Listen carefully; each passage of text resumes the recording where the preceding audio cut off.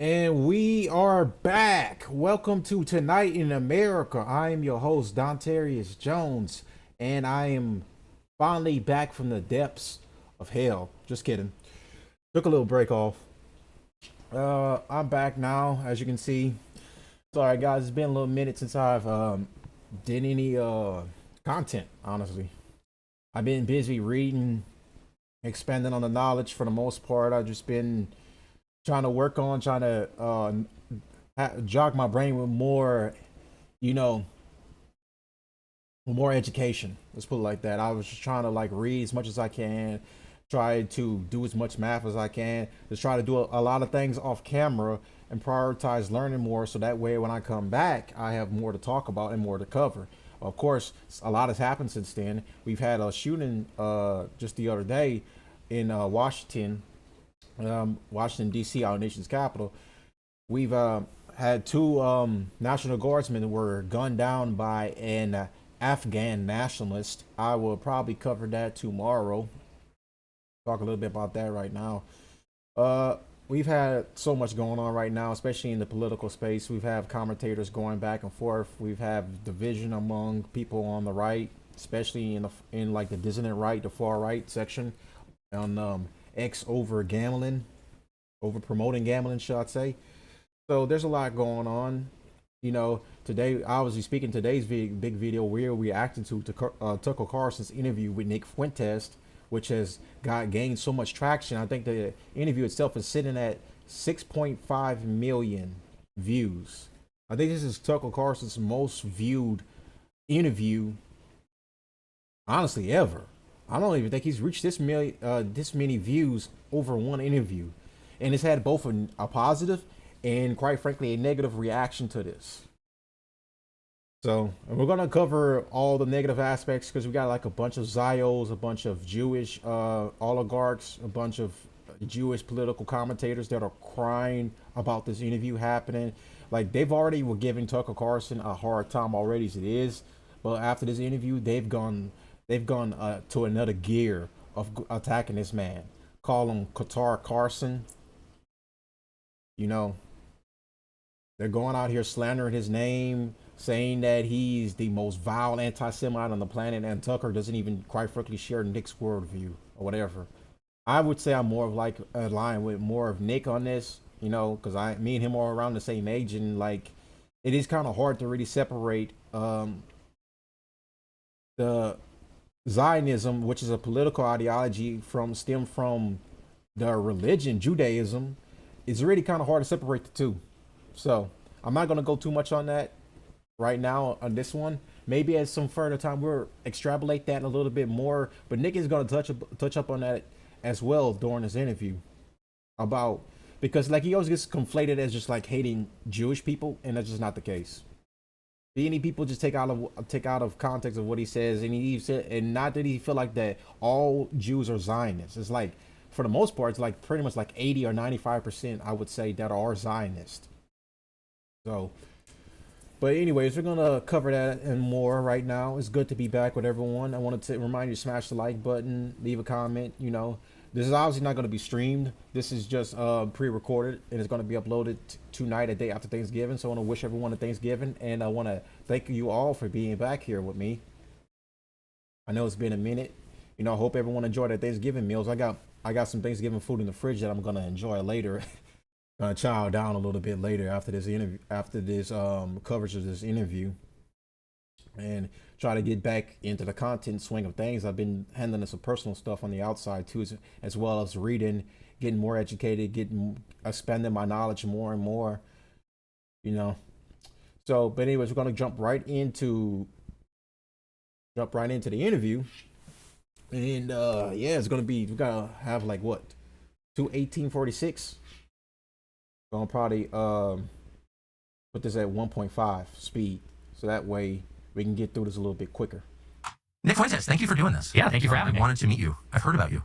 I've heard about you. So, well, thank you. I want to understand what you believe. And Real quick before we continue on, we're also going to talk about Tucker Carlson's post, like basically like podcast tour and reflection of after he's done his interview, because like it's kind of like when you look at it, like ever since this interview happened, it's like almost like Tucker has been trying to rehabilitate Nick and tried to bring him more to a moderate side than where Nick is at right now, and how he's tackling this Jewish oligarch that is this Jewish coalition that's controlling America.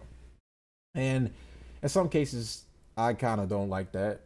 You know, the whole purpose is right now is to bring us all together. We may not all have to agree on what exactly is the root problem, if it's just Zionism or if it's just basically like it's, you know, I'm not trying to be funny with this, but it's the Jews. But I mean, you look at it like the political ideology does come from the religion. It's hard to really separate the two from it. They have too much power in America. So but let's go ahead and dive right onto it. I want to give you a chance in a minute to just lay it out, not what you're pivoting against, which are a lot of the same things. You know, I agree with you on some of the things you're pivoting against for sure, but what do you affirmatively believe? So I just want to stand back and let you explain it. But first, I want to understand how you got to where you are, how you became Nick Fuentes. So this is my understanding of your life arc, and tell me if I'm wrong. You show up at Boston University. You grew up in a suburb of Chicago, kind of working class, western suburb, and you show up at Boston University in the fall of 2016 at the height of the battle between Trump and Hillary. It's like this kind of pivot point in history, and you show up with a MAGA hat, and you have a Trump hat, and you have like basically off-the-shelf Republican views. Yes. And so describe the views that you had then, and then describe what happened.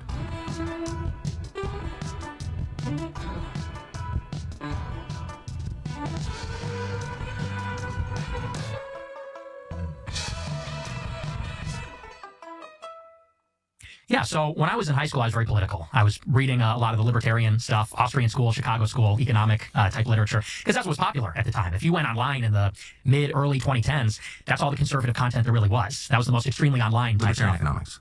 Well, yeah, basically kind of the remnant of the Ron Paul Revolution. Yes. The Young Americans for Liberty, PragerU, which kind of skews a little more, I guess, conservative, but very basic, small government, individualism, libertarian type stuff. So you watch PragerU videos? Oh, yeah. I was in the Prager Force. What's that? It's a Facebook group for college kids, and they promote the PragerU videos. Wow. To the college students and high So school you really students. were a product of the moment. Absolutely. And how'd you feel about Trump? Well, initially, I didn't like Trump. When the primary started in 2015, I considered him to be a statist. Yeah. Which sounds so ridiculous now.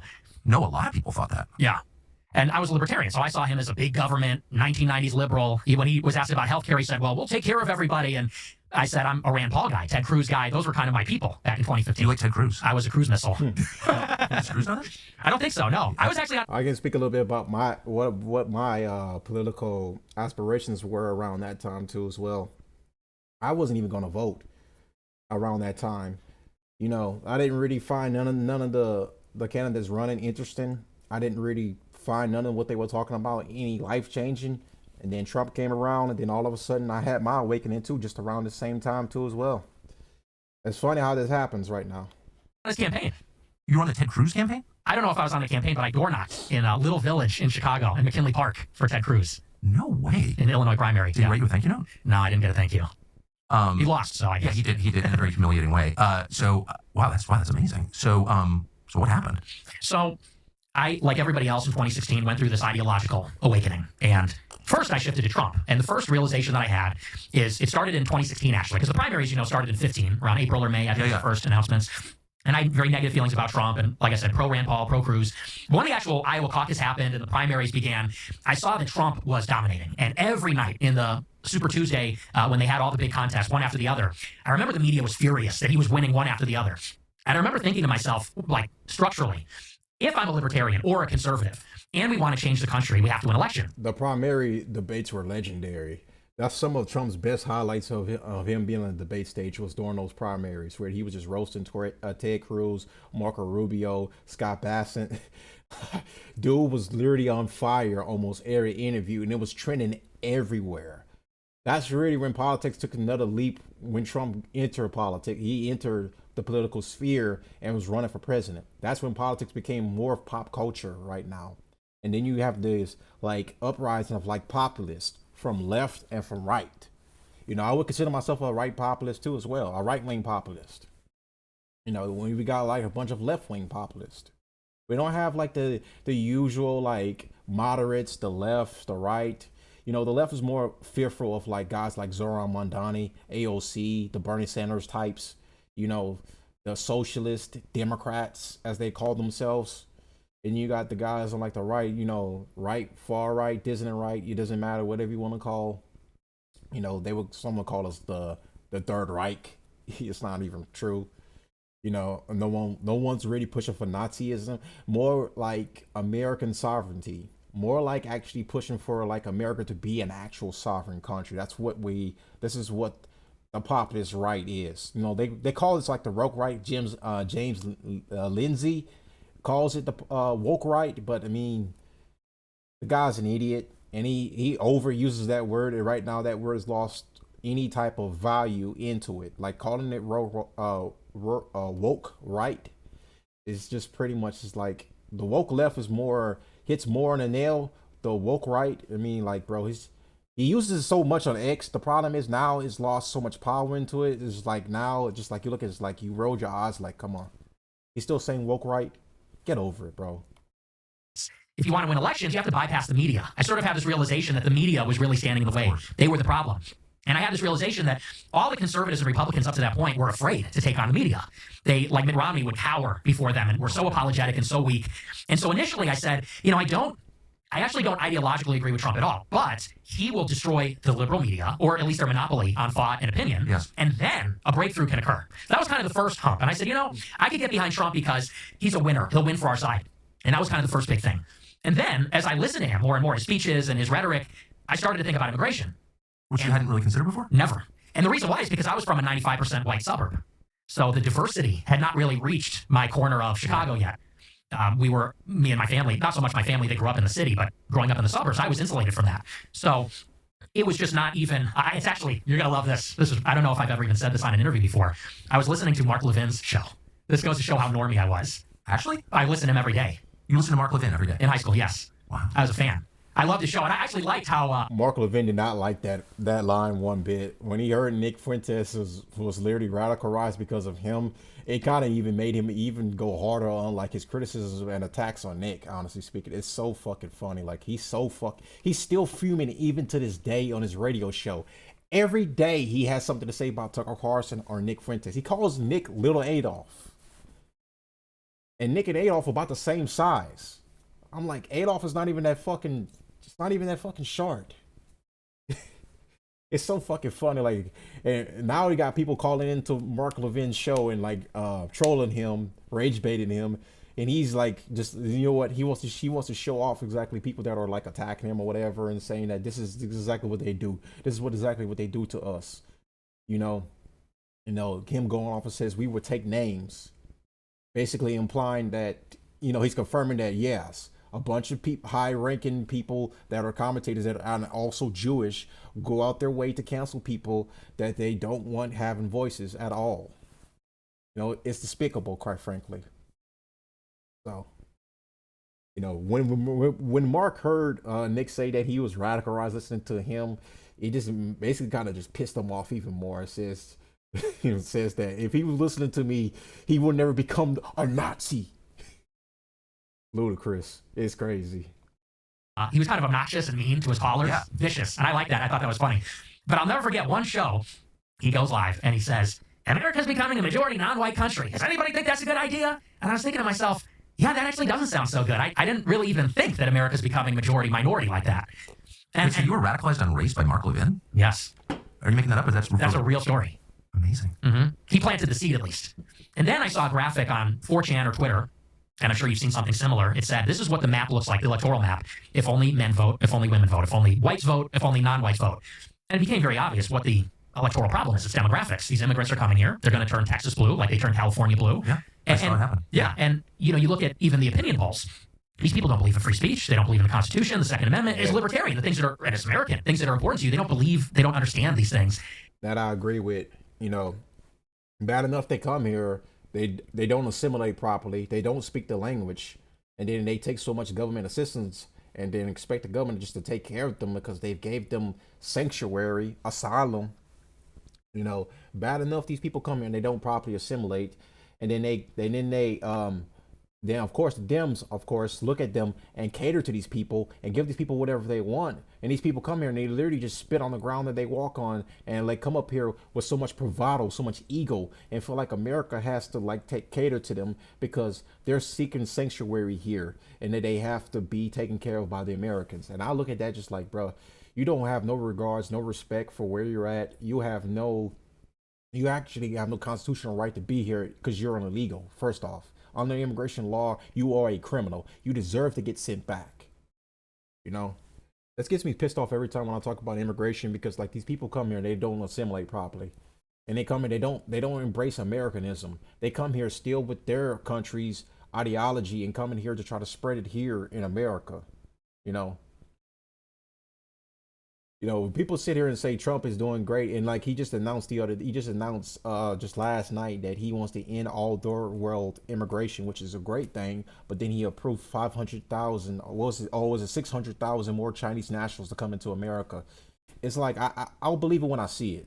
Whenever we're gonna get rid of immigration, when we stop immigration altogether, I'll believe it when I see it. Till then, I'm not gonna get my hopes up right now. We still have 50 million illegals in this country, probably even more, that need to be deported. And so I said, that's another political obstacle. You've got the media, you've got immigration. So I'm thinking like, well, we're going to vote for Ted Cruz. He's going to be the constitutionalist. We'll vote for Rand Paul. He'll be the libertarian. But what stands in the way of political power for us? It's the media and it's immigration. So I said, well, we got to get Trump to beat the media, build the wall, deport the illegals. And once we set the country straight, then we can actually have our constitutional republic back. That was kind of the idea. And that's the mindset that I had going into college. Amazing. So then what happened? So I go to college and I'm just at that point a huge Trump supporter. And you got to understand, for me, for my generation, so I was 18. I turned 18 in August 2016. And to us, Trump, amazing. Yeah, well, because we're like the first generation that was influenced by Trump coming of age in that moment. No, I say it's amazing because when you're living in something, you don't appreciate its full significance. But to be 18 in August of 2016, so this really is, as you're forming your views and really yourself. Yes. In the middle of this. We'll admit that we are not the most disciplined snackers. When the pantry calls, we answer. It can be cruel. But what if there was a way to snack like you want to snack and not deal with the consequences? Heavy ingredient, the trend. See the smoke head light use coach order.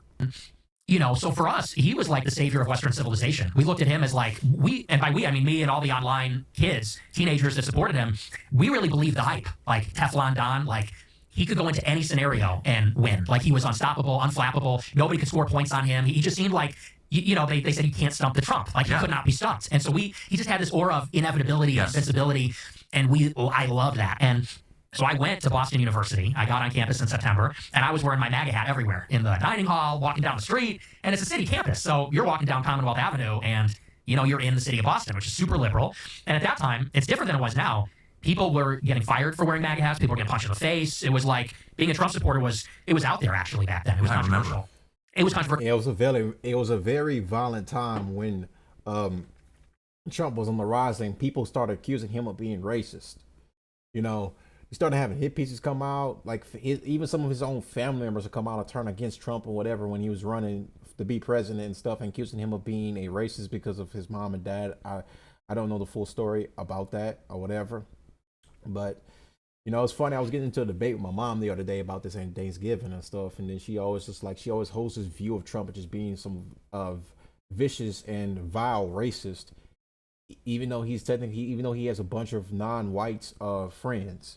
Non-white rich friends, Kanye West, a bunch of, I can't think of people that come to my head right now, but I mean, Trump has been friends with a lot of people that aren't white, that are rich and successful.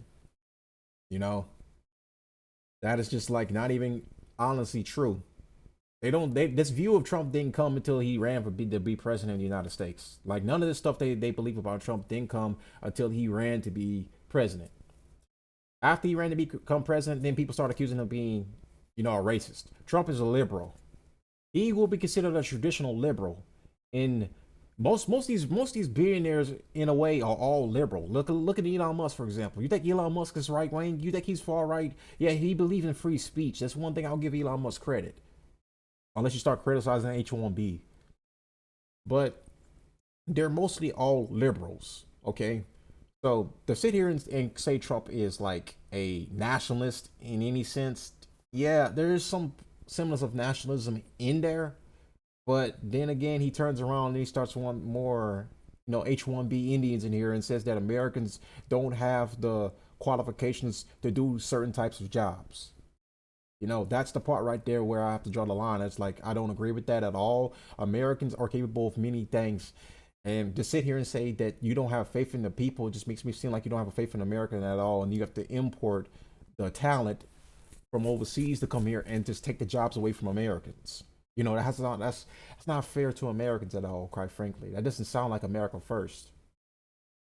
Doesn't sound like America first at all. So that right there, I have to disagree with that, because, and then when people always come here and sit here and say that like he's Adolf Hitler, or he's a Nazi, he's a fascist. Enforcing the law is not fascism at all, quite frankly. The leftists don't understand that. And then sitting here and saying that he's a hardcore, right winger, Trump's not either. Trump's more of a liberal than anything. But because he ran for president and he ran as a Republican, people's opinions of him changed.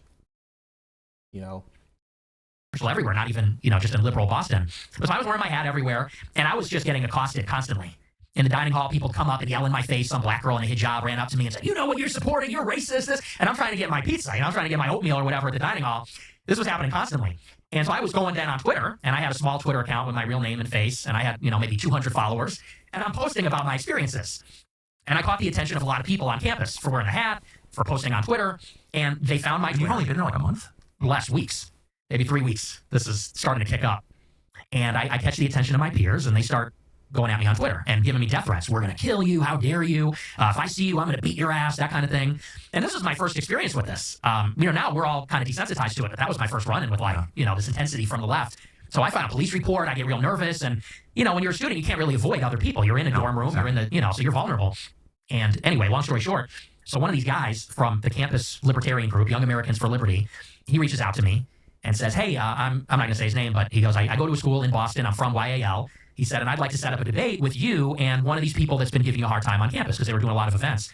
He said, "Is that something you're interested in?" I said, "Absolutely." And so he goes around and he asks some of the bigger people that are antagonizing me on Twitter, and everybody says no. And he goes, "Yeah, no one's going for it." I said, "Well, can you try again? Can you?"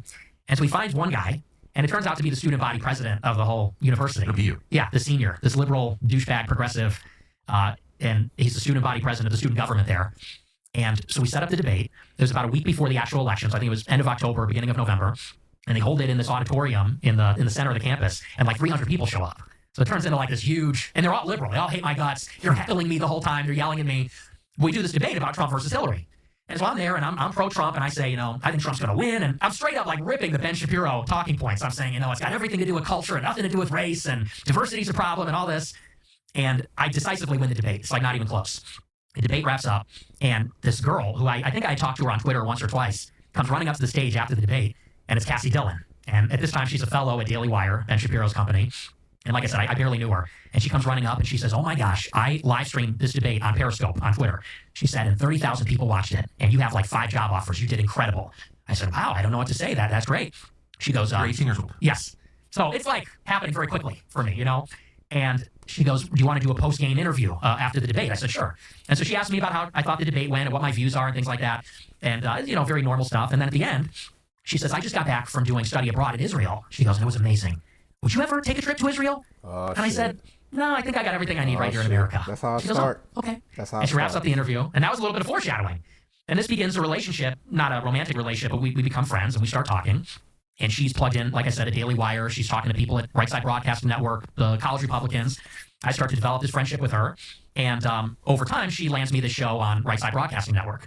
And in this time, I'm really starting to lean into America first. I'm becoming more pro-Trump as time goes on. And what really stood out to me was Trump's inaugural address in January 17th. So this was just a couple months later. And in Trump's inaugural, he says famously, "A new vision will govern our land. It's going to be only America first, America first." And I said, that's me. Like, that's what I believe. I'm an American nationalist. Me too. Fully at this point. Not even a conservative. And there was one thing that happened just before that. It really struck me as strange. And I told this story before. I'm not going to spend too much time on it. But suffice to say, Barack Obama, in the lame duck period, so the Democrats lost the election. He's on his way out. There's a resolution of the Security Council condemning the settlements in the West Bank and Israel. And typically, the U.S. delegation will veto those resolutions condemning Israel. Well, Obama's on his way out. He's got nothing to lose. So the U.S. delegation abstains from the resolution, and it passes. and Fox News and all the pro-Israel conservatives are calling him an anti-Semite. They're saying he hates Jews, he's an anti-Semite, he hates Israel. And I saw that and it struck me as strange because it seemed hypocritical. It seemed like how when conservatives would critique anything about race, we got called racist, or anything about feminism, we got called sexist. All Obama did was uphold U.S. policy on the West Bank that we've had since '67, which is we don't support the settlements. I said, how is it anti-Semitic to just be consistent on our U.S. foreign policy? It's weird calling Obama an anti-Semite. It's weird. Because I think he, if I'm not mistaken, he was more pro-Jewish than not more than Trump, but he was definitely pro-Jewish. I wouldn't say he was an anti-Semite at all. But I mean, he did come up with the nuclear proliferation agreement with Iran, which pissed off a lot of Israelis and pissed off a lot of Jewish Americans who looked at it and view him as being an enabler and being in bed with the Iranians, and sit up here and then they threw around the notion that he was anti-Semite because of it. So it's insane. But like I said, which is a Republican-Democrat consensus. And I got attacked for this. I wrote a big article about this. I tweeted about it. I tweeted to Ben Shapiro. I said, I've never seen anything on the Daily Wire that's actually critical of Israel. And he quote tweets me. And at this time, I have 1,000 followers on Twitter. How old are you? I'm 18. I'm a freshman. Still a freshman in college, yeah. Mm-hmm. And this is even before I started my show. And I don't know, I probably got 100 likes on this tweet. It wasn't a viral tweet. He quote tweets me and says, to accuse a Jew of dual loyalty is the surest sign of anti-Semitism. And this is how it sort of begins. And I see this tweet. And by the way, that was on Christmas Eve in 2016. He immediately called you an anti-Semite. Mm-hmm. So I'm driving to Christmas Eve Mass with my family. And I see on Twitter, the notification comes up, Ben Shapiro quote tweets me, calling me an anti-Semite. And I was like, what is this? Why is this guy attacking me? Because I don't have a platform at this time. I'm not an influential guy or anything. And so then I put out another tweet similar. I said something like, if you're China first, you should live in China. If you're Mexico first, you should live in Mexico. If you're Israel first, maybe you should go live in Israel. And again, he quote tweets me and says, you're an anti-Semite. That same night? This was, I think, a couple weeks later. Happened a little bit further down the line. And so... Were you surprised that he knew you were? Yeah, I was. I was surprised at why he cared. Yeah. Because I'm thinking, how does he even know who I am or what I'm about? And it turned out that Cassie Dillon, she had texted him earlier and she wanted him to take me under his wing. She texted him after that debate and said, you really like this guy. He's amazing. He did this great debate. She goes, but he's a little too pro-Trump. He's a little too Trumpy. And he goes, I'll take a look. Now you're about to get into the crux of what made Nick Fuentes Nick Fuentes. Well, now we're about to really go down this path right now. A lot of guys played the part into creating the guy that we're seeing right now, the future president of the United States, as I would say. And guys like Mark Levin, Ben Shapiro, all these guys that sit up here, the Bron James perverts types that did his first interview with Nick, and now he started bashing him. You see a pattern here, people that were cool with Nick and then they betrayed him, and then the pattern just keeps happening so much over time. Where it's lead to where he is right now. This is why Nick has trust issues as he does right now. Why he barely trusts anybody, because everyone's pretty much betrayed him, throwing him underneath the bus when it's convenient. You forgot to feel bad for the guy. So I guess the two of them were kind of grooming me in a sense. They wanted me to go maybe and be a Daily Wire, or maybe looking me as a potential conservative activist or influencer.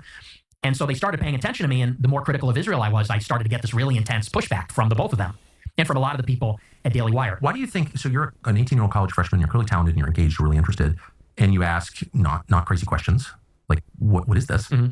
And rather than explain it, they just call you a racist, call you an anti-Semite. That's the first response.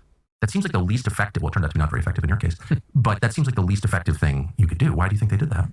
Well, I think that you have to look at it not in retrospect, because hindsight is 20/20. And so looking back, you could say they made a terrible mistake because look at sort of what they provoked or what they catalyzed. But at that time, you got to consider, I'm 18 with no following, with no network. I'm coming from the suburbs of Chicago. My parents didn't go to college. I have no connections. And so for them, it was very easy that if they detected that a promising young guy was going to become anti-Israel in the conservative movement, they could crush that person easily and grind them under the heel. So they sort of were alerted, oh, there's a precocious young guy that isn't on board with Israel. We'll keep an eye on him. And if he gets too vocal or popular, we'll cut him down, we'll crush him. Because at this time, as you know, in 2017, it's a very different time. 2016, 17, yeah. Any criticism or dissent on the subject was a death sentence. You became radioactive, unhireable, blacklisted, and that's exactly what happened. And basically from then on, it was just this escalating series of blacklisting, censorship, hit pieces, rumors to try to ostracize me from the movement. And while you're a college student? Yes, as a freshman, yeah. Most coffee companies sell weakness, watered-down drinks from faceless corporations that don't care about you or your family. Black Rifle, which not to brag, is in this cup right here, Tucker is very has a different. lot of know what it means better. It's not ads. Jesus Christ, man. We don't do a lot of ad companies say sponsoring that, around no, here. they can't. We don't do. Or pick it up. Your hero seems like a big part of your political evolution. Yes. You went from a fan/acolyte to an opponent and then just pivoted against everything Yeah. that he believes. Yeah. It was because it was this new dialectic that Trump forced. Yeah. Trump planted the seed. And the seed was America first. Yes. So once you accept that, a lot of the way we're doing things becomes impossible to support or justify. Right. The contradiction becomes apparent. It gets moved to the center, and it becomes unignorable if you're consistent. So what kind of efforts did they make to make you go away? So this is a couple of months down the line. You know, first they would try to dissuade me from asking questions because I was friends with a lot of the Daily Wire writers, not just Cassie Dillon, but many of them were Jewish. And I would ask them point blank. I would say, so why do we give Israel all this money? $3.8 billion per year? What is that for? And they would say, well, you know, there's a really good answer for that, but you're asking it in the wrong way. You're asking it in an anti-Semitic way. I'd say, I'm asking for the proof. You know, what's the argument there? And so first it was this sort of, hey man, could you kind of tone it down? Maybe just don't bring that up so much. But I was persistent because at this time I was genuinely inquisitive. I wanted to know, is there an actual reason? And I was actually expecting that there was a really good reason for all of it. And the more that I read, the more that I dug into the subject, the more I found out there's a lot of these neocon Jewish types behind the Iraq war. There's the foreign aid complex, which is really unique. There's AIPAC, which is this intense foreign lobby where it's bipartisan. It seems to be the only thing that the parties can agree on. And so it just made me burn more with curiosity. So I just kept asking them. And eventually they said, you know what? We're not going to talk to you anymore. And these are my friends. I met them, went to Christmas parties with them. And all of them one day said, you're done. We're blocking you. We're never going to speak to you again. We're never going to have you on our show. And I said, wow, like this seems like inhuman. I'm struck by how impersonal this is. Like here, I thought we're friends. We're all conservatives. Maybe we disagree on one issue. Now I'm being canceled by the right. So I was Imagine that, like you ask one simple question about what is the strategic benefit that we get out of funding Israel, and even to this day, there's not a really good answer. Instead, they just call you an anti-Semite. So there is not a good answer to this. There is no clear answer what we get out of it. Quite frankly, we don't get nothing out of this. But besides just like more debt, you know, more wars, you know, more American lives lost fighting these wars. So there is no positive aspect out of funding Israel. There is none. And the reason why there was never an answer given is because they don't have one. So they'll just call you an anti-Semite. This is the reason why, like, the word anti-Semite has a working definition, and it could just fit to whatever they want it to fit to. Literally, they just changed it to, like, criticizing Israel now is considered anti-Semitism. Literally, they could change it to whatever they want it to be, whenever they want it to be, because it has a working definition. And that is the most insane part about that. That anything that constitutes criticizing Jewish people, Israel itself, or asking questions about why does America fund Israel, is anti-Semitism to them. It's literally ludicrous and insane. shocked by this. When was this? This was February or March 2017. So you're still a freshman in college? Yes.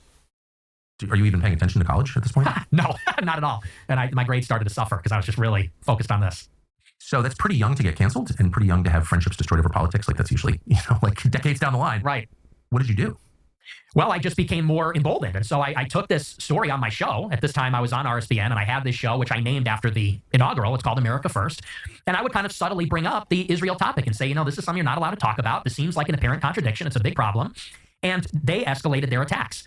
Cassie Dillon would call my boss, who she was friends with, at RSBN every day for weeks, saying, "You'll never believe what Nick said on his show tonight. It's so racist. It's so bad. You got to take him off the air. It's going to make you look bad." And I would then get word from my boss, Joe Seals. He was the founder at Right Side. And he would call me up and say, "I don't know what has gotten into Cassie. I thought you guys were friends, but she is calling me every day hysterically, demanding that I fire you."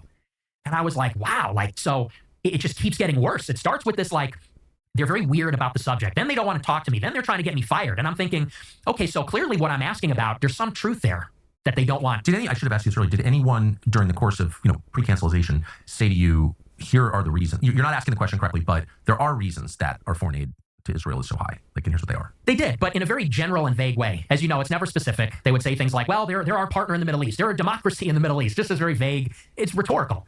And I read The Israel Lobby by Mearsheimer and Stephen Walt, and they break it down very succinctly that there's no real strategic benefit. Actually, Great book, by the way. I have the book in my I have the book in the other room right there. It's a great book. I might go get it and show you guys what it looks like, so you can go pick it up yourselves. But the Israel Lobby is John Mearsheimer, who's also Jewish, is a great book to read, and it just goes over exactly what there is no strategic benefit to basically fund Israel at all. Quite frankly, it's more of a negative to fund them, and it more hurts us in every way possible. So, if you want to understand this more, get The Israel Lobby by John Mearsheimer. That is me endorsing that book because it's a great read. there's strategic liability. Eastern Mediterranean is not a strategically important region. The intelligence that Israel provides is not useful. Actually, it's detrimental because they frequently lie. The technology we give them, they pass along to the Chinese, which was a big scandal. So I would give them all this and say, yeah, that's not adding up. And they would say, yeah, well, you really just can't talk about that. Your friend said that to you? Yes. Wow. Okay, so what happened to your job? The Right Side Broadcasting gig? Eventually, I got fired. I got kicked out. Why? Because one of these clips that Cassie Dillon had a problem with, she ran it up the flagpole. She took it to Media Matters, actually, which is a left-wing outfit. They're like a cancel mill. And wait, the Daily Wire person took it to Media Matters? Yes. Are you sure? I'm 99% sure. Huh. What was the clip? It was a clip, ironically, where I was talking about the travel ban, the so-called Muslim ban, and I was defending it. And I said that the First Amendment does not protect foreign nationals. It doesn't protect Salafists, Wahhabis. Right. He's like, I said, they're saying that there's a constitutional right for radical Muslims to come here. And I said, that how are they protected by the First Amendment? They're foreign nationals. And the authorial intent of the First Amendment was actually not even to protect that to begin with. It's kind of anti-Christendom radical ideology. So it's something, ironically, that probably Shapiro and Cassie would agree with. But they recognize the currency that a clip like that would have with the left. Because the left could say, you're Islamophobic, you're racist. So she brought that to the left, saying, look at this guy. It's not that he's anti-Israel, but he's anti-Muslim. Yes. Well, that's very interesting. Yes. And so that clip appears on Media Matters, which at the time, I was subject of a lot of attacks from them at the time. And people kind of listened to them. Yeah. Including on the right, they listened to them. Yes. So what happened? So Media Matters, the ADL, the LPLC, a lot of these big groups go to Wikipedia, search up who's the head of all these organizations, early life check every single time. had to write an apology. My boss called me up and said, you need to apologize for what you said. For being anti-Muslim? Yes. And so I didn't write, I'm sorry, but I had to write something like, well, I should have chosen my words more carefully and this, that, and the other. And ultimately, then they fired me a couple weeks later, yeah. And what was the pretext for that? Well, they wanted to get in the White House press office. They wanted a press pass. And they said, the stuff you're saying on the show isn't like a good look for Right Side. They're not going to let us into the White House if you're with us. But the pressure in this scenario came exclusively from the Daily Wire? Yes. Yes, because, and here's how I know why. My show got maybe 100 live viewers every night. Not a powerhouse show. No. So the Media Matters was not onto me. They were put onto me by people in the right that wanted me canceled. Yeah, well, that's interesting. So then what do? You're failing in school. Your show just got canceled. What's your plan now? So I dropped out. College. Mm-hmm. Yep. And I hated college, and it was very expensive. Even I had a substantial scholarship, but it was still expensive, and I didn't like it. So my plan was that I was going to go to a different college. I might work for a year, make some money. And eventually I got the show back about a month later. They came back, and by popular demand from my 100 viewers who were very dedicated, Right Side offered me the show back. And so I took the show again over the summer. And then I applied for a job at the Leadership Institute, and that was kind of the next big saga. But you didn't get that job? No, I did not get the job. Why? Well, I was told, because I knew people that worked there, that were field representatives there. It was a field representative job. And so I went out for a job training at the end of July 2017. So after that second semester, and I applied for this field rep job. It was a 2-week training. And I go there, and on the first day of the whole thing, they go around the room of all the prospective applicants. It's like a big tryout, basically, for 2 weeks. And they wanted to get everybody to break the ice and know each other. So we did introductions. They said, say your name, how old you are, and why you're a conservative. And at this time, people are not where, let's say, we are right now. They're not America first. They're not anything like, they're not talking about great replacement. That's not on the radar for them. So you go around the room and you hear stuff about small government, free markets, personal responsibility, that sort of thing. And they get to me, and I said, well, I'm a conservative because we're losing our civilization because of mass immigration. America doesn't resemble America anymore. France is no longer France. I said, and if we don't conserve the demographics, forget about the rest. That's what we need to conserve. And I said that. And I was told later on that at that moment, I was immediately disqualified by the people that were running the job training. On what grounds? They said that was too far right. That was too extreme. Worrying about who lives in your country is far right? Apparently. When we started the show, we were looking for a very specific sponsor. We wanted to find a company that could send us good meat. better than anything you could buy in a grocery store that didn't have a lot of weird hormones in it or chemicals, just good meat. Another key thing to remember also that he didn't bring up too, he brought this up on his show, Made in the United States. that one of the instructors there was an immigrant. So yeah, you can kind of see why they disqualified him from the position. So she took offense to that, obviously speaking. You know, this is why I always say, like, these first generation immigrants that get here, they're not going to be at all America first. You know, they're not going to be like on the right wing. They're not going to be on our side. They're not going to have our ideology. They're not going to fit. They're not going to fit the archetype of what being America first and America only means. You know, some of these people just got here. They don't understand like what it means to be an American when they just get off of here. Not all the times, of course. You know, you got exceptions, like you look at Myron Gaines, for example. I mean, his family came here as they came here through the right way, of course. Him and his mom and dad already assimilated properly, and then when Myron was born, he grew and kissed the ground that he loved America so much that he served his country, and then he assimilated properly, speaks the language, only has one passport, and loves America. You know, his first language is not Arabic, it's actually English. You know, that's proper assimilation and stuff like that. That's properly loving their country and not putting other countries, not putting other nationals first. You know, and you look at some of these people that come here, some of these immigrants that do come here, you know, they still have their country's culture on their head. I mean, their mind, excuse me. They still have their other countries' culture in their mind. So of course they're not properly assimilated. Not all immigrants come here are properly assimilated. This is why I was saying earlier about like all these Spanish speaking immigrants that come here. They don't want to learn English. They try to learn English. They learn some of it just to get a job, but that's about it. So they don't properly assimilate, and that's the problem with this. This is the reason why they have to go back. And then there's too many of them coming in anyways. Like 50 million illegal immigrants. That's way too many. We cannot accommodate that many people right now in America. We don't have many jobs to where we can give to them and not give to Americans. It's already hard enough to get a job out here, not to sound like a liberal and complain or whatever. But yes, these jobs deserve to go to Americans first and foremost. They don't deserve to go to foreign nationals that just got here. It's not how this works. First come, first serve. And unfortunately, the ones that have been here for generations, whose families have grown here, that have kissed this ground they walk on and assimilated, speaks the language, they deserve those jobs more than some fucking person that just got off a boat or just hopped over a fucking fence to get here, got on a plane and flown here and just basically given safe passage over here, and they still don't even, they're only supposed to be here for like a X amount of time, and they overstayed their visitation visas. No, that's not how it's supposed to work. You got to go back. It's in delicious truck at the grocery store and Tucker.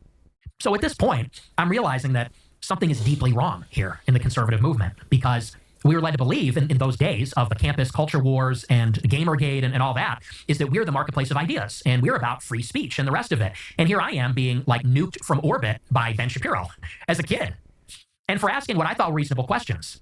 Because I didn't come from some strange background. I come from a normal home. You know, my parents are Catholic. They're married. We came from a relatively affluent suburb. I went to Lyons Township. That's like a very affluent high school. In other words, I didn't wake up as like the son of, William Luther Pierce. I wasn't like a skinhead or something. You know, I was like a normal guy that was like, yeah, like country's too diverse. We're too pro-Israel. Like, this is reasonable. And I was just getting sandbagged for it and blacklisted. And what's more, nobody cared. Like, because I remember going on Twitter and saying like, you know, why isn't anyone sticking up for me? Where's Dave Rubin? You know, the free speech warrior. Where's he on this one? Where's Shapiro? Where's all these people? And in some way, they were all sort of complicit in this. So I realized that the conservative movement was completely bankrupt in that way. Yeah, well, and I became very radical. Well, you became, I mean, let me just say, I'm so familiar with, I was much older when it happened to me and much more insulated. I was not a college student. I was like 45. So, and I was in a much better place to withstand the pressure. But I do think this is my main question to you is, when you get attacked, when people call you names, like they always call me racist, and I would always think to myself, I'm actually not. I would tell you if I was racist. I'm a little sexist, but I'm not racist. And I never understood why they did that. And then I thought, maybe the point is to make me racist. We're all Where you just get to sexist. a point where you're like, well, if you're going to slander me, then I'll just become the thing you're calling me. I do think that's a feature of human nature, don't you? Mm-hmm. And if you stare too intently at the accusers, at the, whatever Ben Shapiro's or Mark Levin's or Ted Cruz or whoever it is calling you names, it like distorts you and you actually change and become what they say you are. Have you thought that ever? Are you worried that that happened to you?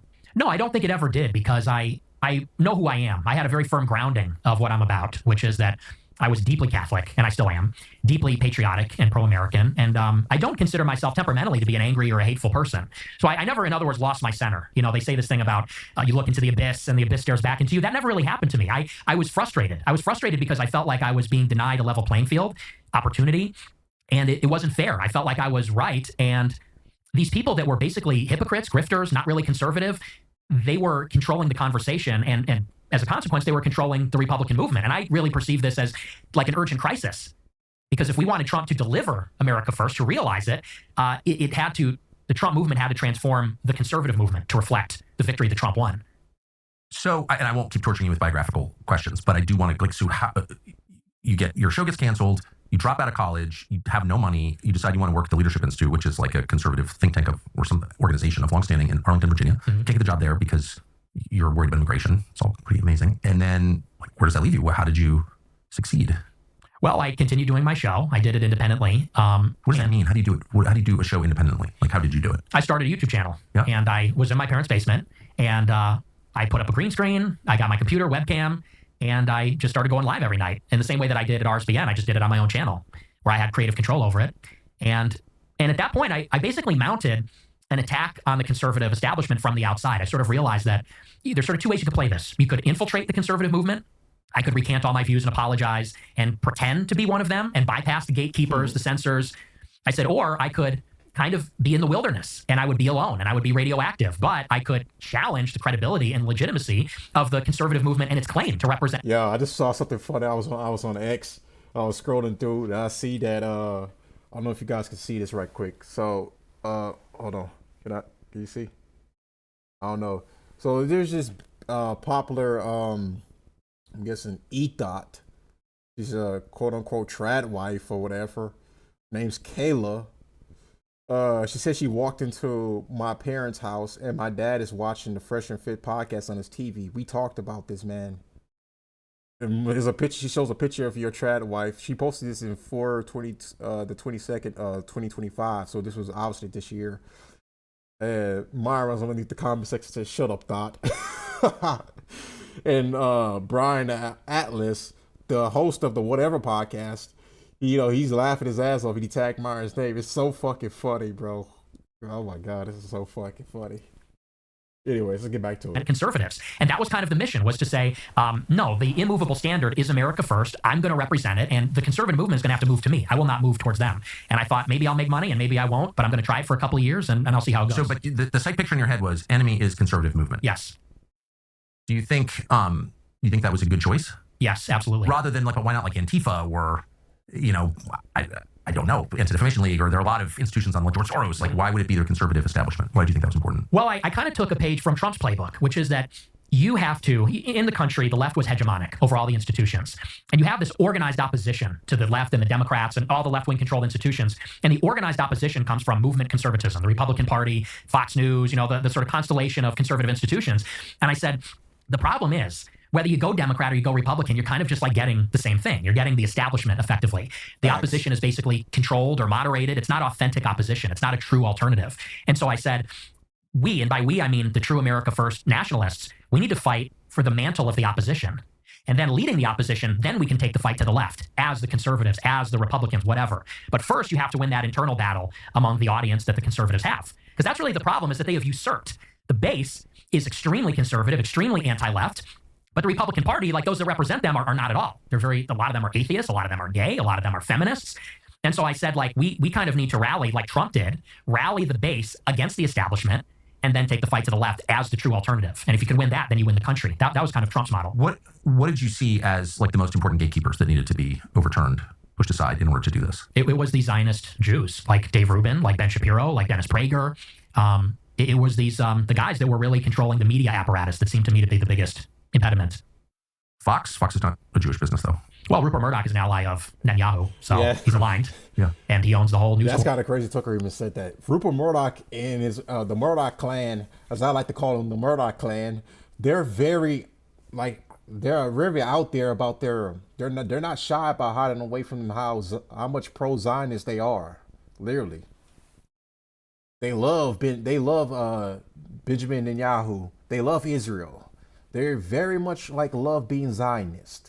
As much as these like hardcore Zionists are. Like you look at Ted Cruz that did an interview with Tucker Carlson. Like Tucker said, I mean, like it was like 10, 15 minutes into the interview, he already called him a anti-Semite because he asked him a question about that was pertaining to Israel. Of course, like a lot of these types they're all like these hardcore Zionists, you know. They always try to like have a dick measuring contest to see who's more hardcore Zionist than the other. You know, it's pretty much a tie with me between who I think is more hardcore Zionist. That's not a Jewish person, of course, because there's no beating them if they're Jewish, because they're Jewish, then they're very much more Zionist, in my opinion, than a non-Jewish Zionist. So, empire. So, and yeah, he's certainly a part of it also. I mean, Dave Rubin though, does he matter? No, not really. Right. I mean, Dave Rubin is like, I don't know, do people watch Dave Rubin? They did back then. I mean, because you got to consider they were kind of like the ascendant new media. You know, they represented the next big thing. I mean, and Ben Shapiro seems irrelevant to me now. But back then, you gotta watch Dave Rubin. He had like a debate with Piers Morgan, and Piers was cooking his ass. I'll react to that too as well.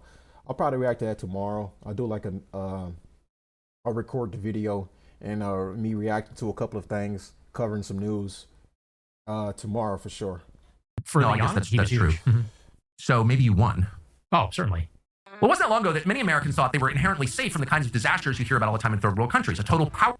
People in the dead of they would need power. What? It's even EM gasoline going day after use one that's like 3 countries supply. You know, I'll narrow it down to foreign policy. Okay, who is effectively opposing neoconservative foreign policy, which has been the dominant foreign policy of the United States for my entire life, which has been so destructive, I think, and I've seen it. Who are the voices who are sincere in their opposition to that and who have some ability to change the country's orientation on foreign policy? And those would include Marjorie Taylor Greene, J.D. Vance, Matt Gaetz. I'm not a big fan of Marjorie Taylor Greene. I mean, honestly speaking, that's just a feminist bitch in disguise. We're talking about her too as well tomorrow. I'll talk about her resignation. You know, what's going to happen, her future. And I even get Nick's reaction on it too, because him and Marjorie actually knew each other, where she claimed she didn't know Nick Fuentes, even though she spoke at his conference. And said she did speak at it. She didn't know the conference that she was speaking at afterwards. It was kind of a weird cover up or whatever, you know, because CNN was frying the shit out of her when she went on there. So we'll cover that. Me. But you've attacked all of those people. Yeah. Why would you, and almost Joe Kent, those strike me as someone who's really interested in this topic. I'm not that interested in the Jews, but I'm very interested in the foreign policy question. Those seem like the most sincere. Those seem like the only hope of the country to get away from this destructive, really self-destructive cycle. Why attack them? Well, in short, they attacked me first. Yeah, but like, who cares? Well, let's take Joe Kent. I mean, you attack me constantly. Well, and I'm like, I don't really give a shit. I want to meet the guy. You attacked me first too. No, but what I'm saying is I'm not whining about it. I'm just saying, like, so, you know what I mean? Well, I don't say so because, like, take Joe Kent, for instance. I supported Joe Kent, and I talked to Joe Kent. I got introduced to him by Matt Brainerd. Matt Brainerd went to my conference in 2021. He bought a table. Was he his campaign manager? He was. Okay. Or he was a consultant, but he was on the campaign, yeah. And so I met Matt Brainerd. He liked me a lot. He loved my conference in February 21, which he bought a table at for his organization, Look at America. And in 2021, and by we, I mean my nonprofit and myself and my team, we wanted to support America First candidates in the midterms. Like you said, authentic opponents. Me too. Yeah. That's how I found Joe Kent. Yes. And so I met a lot of the people in that sort of scene. Like Ryan Grodowski, I know, is very supportive of Joe Kent, and other people that are more private I don't want to name, but they put me on. Not just to Joe Kent, but Patrick Witt in Georgia, Gibbs in Michigan, a lot of different people. And Joe Kent was one of them. And I had a phone call with Joe Kent. And I told him, I had my assistant on the phone too, who's Jewish, by the way, just because I want you to know I'm cool like that. You know, I don't judge. But, so I'm on the phone with Joe, and I said, look, we support you, and we want to do everything we can to help you. We want to have my followers knock on doors for you. We want to boost your social media. Anything that you need, we want to help you. I said, and we don't even want to be publicly associated. I said, because we know that might hurt you. I said, the only thing that we ask in return is you can't disavow me if the media asks. And you can say whatever you need to say, but you can't disavow. And he said, yeah, I totally agree with you, because if we start disavowing each other, then we're just going to eat each other alive and the left wins. We're in agreement. And a couple months later, Joe tweeted in support of me, because I had been banned on all social media. I was on the no-fly list. So he said something on Twitter like, Nick Fuentes shouldn't be banned. He should not be censored. A month after that, I put out on Twitter, I said, Joe Kent is one of the most impressive America First candidates that's running in 22. Well, fast forward a whole year later. I do my annual conference, AFPAC, in February 22. Marjorie Taylor Greene attends. It's we had 1,200 people, and it got a lot of media attention. And I'm driving home, because I'm on the no-fly list at this time. I'm driving home from Florida. Can I ask you, by no-fly list, you mean not extra scrutiny, but like not allowed to fly in airplanes in the United States? Not allowed to fly, yes. How old were you? I was 23. Did you have any felony convictions? No. Okay. I wasn't even aware that could happen. How long were you not allowed to fly in airplanes in the United States? 1 year. It's really crazy. Yeah, it was. Sorry, I just want to get that out. No, yeah, it's brutal. And you confirm that you were not allowed to fly in airplanes? Yes, I have the letter from the TSA, yeah. I was on the do not board list. Sorry to interrupt you. No, yeah, it's crazy. But so anyway, so I'm driving home from Florida after my conference, and I get people start texting me. Joe Kent is on Twitter, and he says, I condemn Nick Fuentes, especially his views on Israel. That's the tweet. And I texted Joe, and I said, seriously? And he texts me back, and he says, we win by addition, not subtraction. I go, well, you just subtracted me out of the movement. I said, because I don't support you anymore. He goes back for seconds. He goes on Twitter and says, Nick Fuentes and his focus on race and religion does not fit with my message of inclusive populism. Whoa. Inclusive populism. That doesn't sound like authentic America First. That sounds like bullshit to me. And I don't know. I know he's your friend, but I don't know him that well. And right. I'm not on the team. Well, so my read on Joe Kent was he's totally sincere. He, like me, has always been committed to separating out like foreign policy views from ethnicity, not because, obviously I'm denounced as an anti-Semite every day. Mm-hmm. So I don't really care what ADL thinks of me, but my Christian faith tells me that there's no such thing as blood guilt, and virtue or sin is not inherited. It's not a feature of DNA. So every person must be assessed individually as God assesses each person individually. And that's like a foundational view. So I always thought it's great to criticize and question like our relationship with Israel, because it's insane and it hurts us. We get nothing out of it. I completely agree with you there. But the second you're like, well, actually it's the Jews. First of all, it's against my Christian faith. Like I just don't believe that, and I never will, period. And second, then it becomes a way to discredit. That's when I was like, this guy's a Fed. Mm-hmm. I was totally convinced you were a Fed, because I was like, here he's bear hugging like the one sincere guy who lost his wife in Syria thanks to the fucking crazy wars, neocon wars. And he's discredited. He's doing the David Duke. Like David Duke would always, every time I rolled out a new show, he would issue an endorsement of the show. I've never met the guy. What's that? Well, it's the Feds. Obviously, he's trying to destroy me by association. Whatever. You see the point? Yeah, but so let me ask you this. So if I'm supporting Joe Kent, I'm David Duke bear hugging. If I attack Joe Kent, I'm attacking the only sincere America First voices. I get it. I mean, I do get it, and I just want to say I love Joe Kent. I get it. Having been denounced by a lot of people I know what that feels like. Mm-hmm. So I definitely am sympathetic to that. Yeah. I was denounced by someone like last night. I hurt my feelings. You know what I mean? I'm not going to say what her name is, but I helped her. I liked her. It's like, why are you denouncing me? Why didn't you call me? Yeah. Right? Yeah. I get that. I guess the two problems, but then on the other hand, like one of my favorite people in the world is Glenn Greenwald. Mm-hmm. Yeah, I love Glenn. Oh, what a good man. Glenn must have spent like 10 years attacking me full time. Tucker Carlson is da-da-da-da-da. And some of the criticism was correct, actually. A tool of the neocons, endorsing these fucking words. Like, he was right. But he really hated me. And then when we started to agree on stuff, I was like, you know what? It's not about me. I don't care. Like, I don't want personal pique or my hurt feelings to govern my behavior. I guess that's what I'm saying. I'm not lecturing you. I get it. But I feel like, okay, he pissed you off. It's in a campaign. He's got 19 consultants. This kid's a Nazi. Be careful of him. Like, I don't know. Let it go. Well, and I totally agree with you, by the way. And that's why I don't take it personally at all. Like, and I like you. I've said very positive things about you on my show as well. I don't care. And I know, but I mean to say that my goal is America first. Right. It's not about me. It's not about my personality. It's about winning for America. And right. By winning, I mean we want to see our vision realized. But with Joe, for me, it was very specific that he said inclusive populism. And I really didn't like that. Because to me, there were a lot of similar phrases at this time, multiracial, working class populism, this kind of stuff. And I said, on some level, we do need to be exclusive, not inclusive. We do need to be right-wing. We do need to be Christian. We do, on some level, need to be pro-white, not to the exclusion of everybody else, but recognizing that white people have a special heritage here as Americans. And so the reason I opposed him in 22 was not... Some case you're going to argue white people, all the founders of this country. I mean, people got to have to deal with that fact that, like, if they're gone, what do we have left? Do we even have America? It's a big question to answer. So, a lot of what Nick's saying that I do agree with. Because I was mad, but it was to say America First cannot backslide into this kind of inclusive populism message, which I perceive to be more like GOP slop. And I'll tell you, when he ran again in 24, I did not oppose him. And I would have supported him if he had reached out or something like that. Because for me, it was very political and professional. I wanted to impose a cost. if you disavow someone because they criticize Israel, if you disavow someone for talking about white people and Christianity, I said, we can't let that slide because, and you understand why he did it. Like on some level, I don't hold it against him in the sense that there's such a strong incentive. It's easy to say, I disavow all these crazy Christians and all these crazy white nationalists because it buys you wiggle room with people that are attacking you. It's like easy to throw them under the bus and say, I'm one of the good guys. And so I said, it's too easy. We need to push in the other direction and say, you should feel less comfortable saying that people shouldn't talk about their race and religion. Maybe you'll think twice next time. And so I did it for a very specific reason. And I get that. What I do think is bad, just objectively bad and destructive, is the all Jews are guilty or all anybody is guilty of anything, because that's just like not true. And we don't believe that as Christians. I mean, my hero in life is Paul, because you call him St. Paul, Saul of Tarsus, a Pharisee, and meets Jesus and becomes this just incredible man, incredibly brave, smart, loving, like everything you want to be as a man, he was. Jew. Yeah. So like, and God did that to him. So it's like, you can't, I think that's and I don't think it's like mushy liberal bullshit, which I hate. And I hate all the language that you're describing. I get why it offends you, because it's code for, I don't really believe what I'm saying. I have a PhD in the subject, so I know. But I also think there's like a true, not just principle, but like spiritual reality that we have to defend, which is God created every person as an individual, not as a group. No one gave birth to a community. Like, we hate that kind of thinking, right? Collectivist thinking like that. That's identity politics. That's what Dave Rubin engages in. That's why Dave is like just a child. Like, you don't pay any attention to Dave because he's like shallow. But we're not going to be that, right? Or no? Dave Rubin and Tucker don't have a very like non-friendly relationship. You can tell.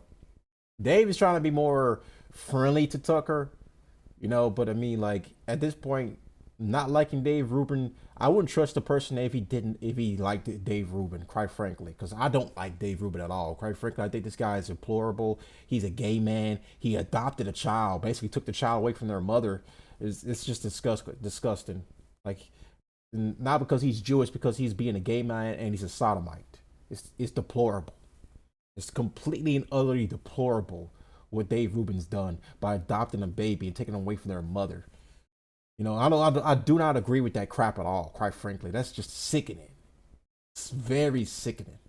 No, I completely agree with you. And, and not to be that guy and say that thing, but like, my best friend is a Jewish person. But here's my substantive disagreement, because as a Catholic, I could not agree more with you. Yes. In what you're saying. I love all people, even the ones that don't like us. We have to love them all, and we have to recognize that we're required to. Yes. And especially Aquinas says the Jews are a witness people, and so they actually have special protections under the law, according to Catholic philosophy.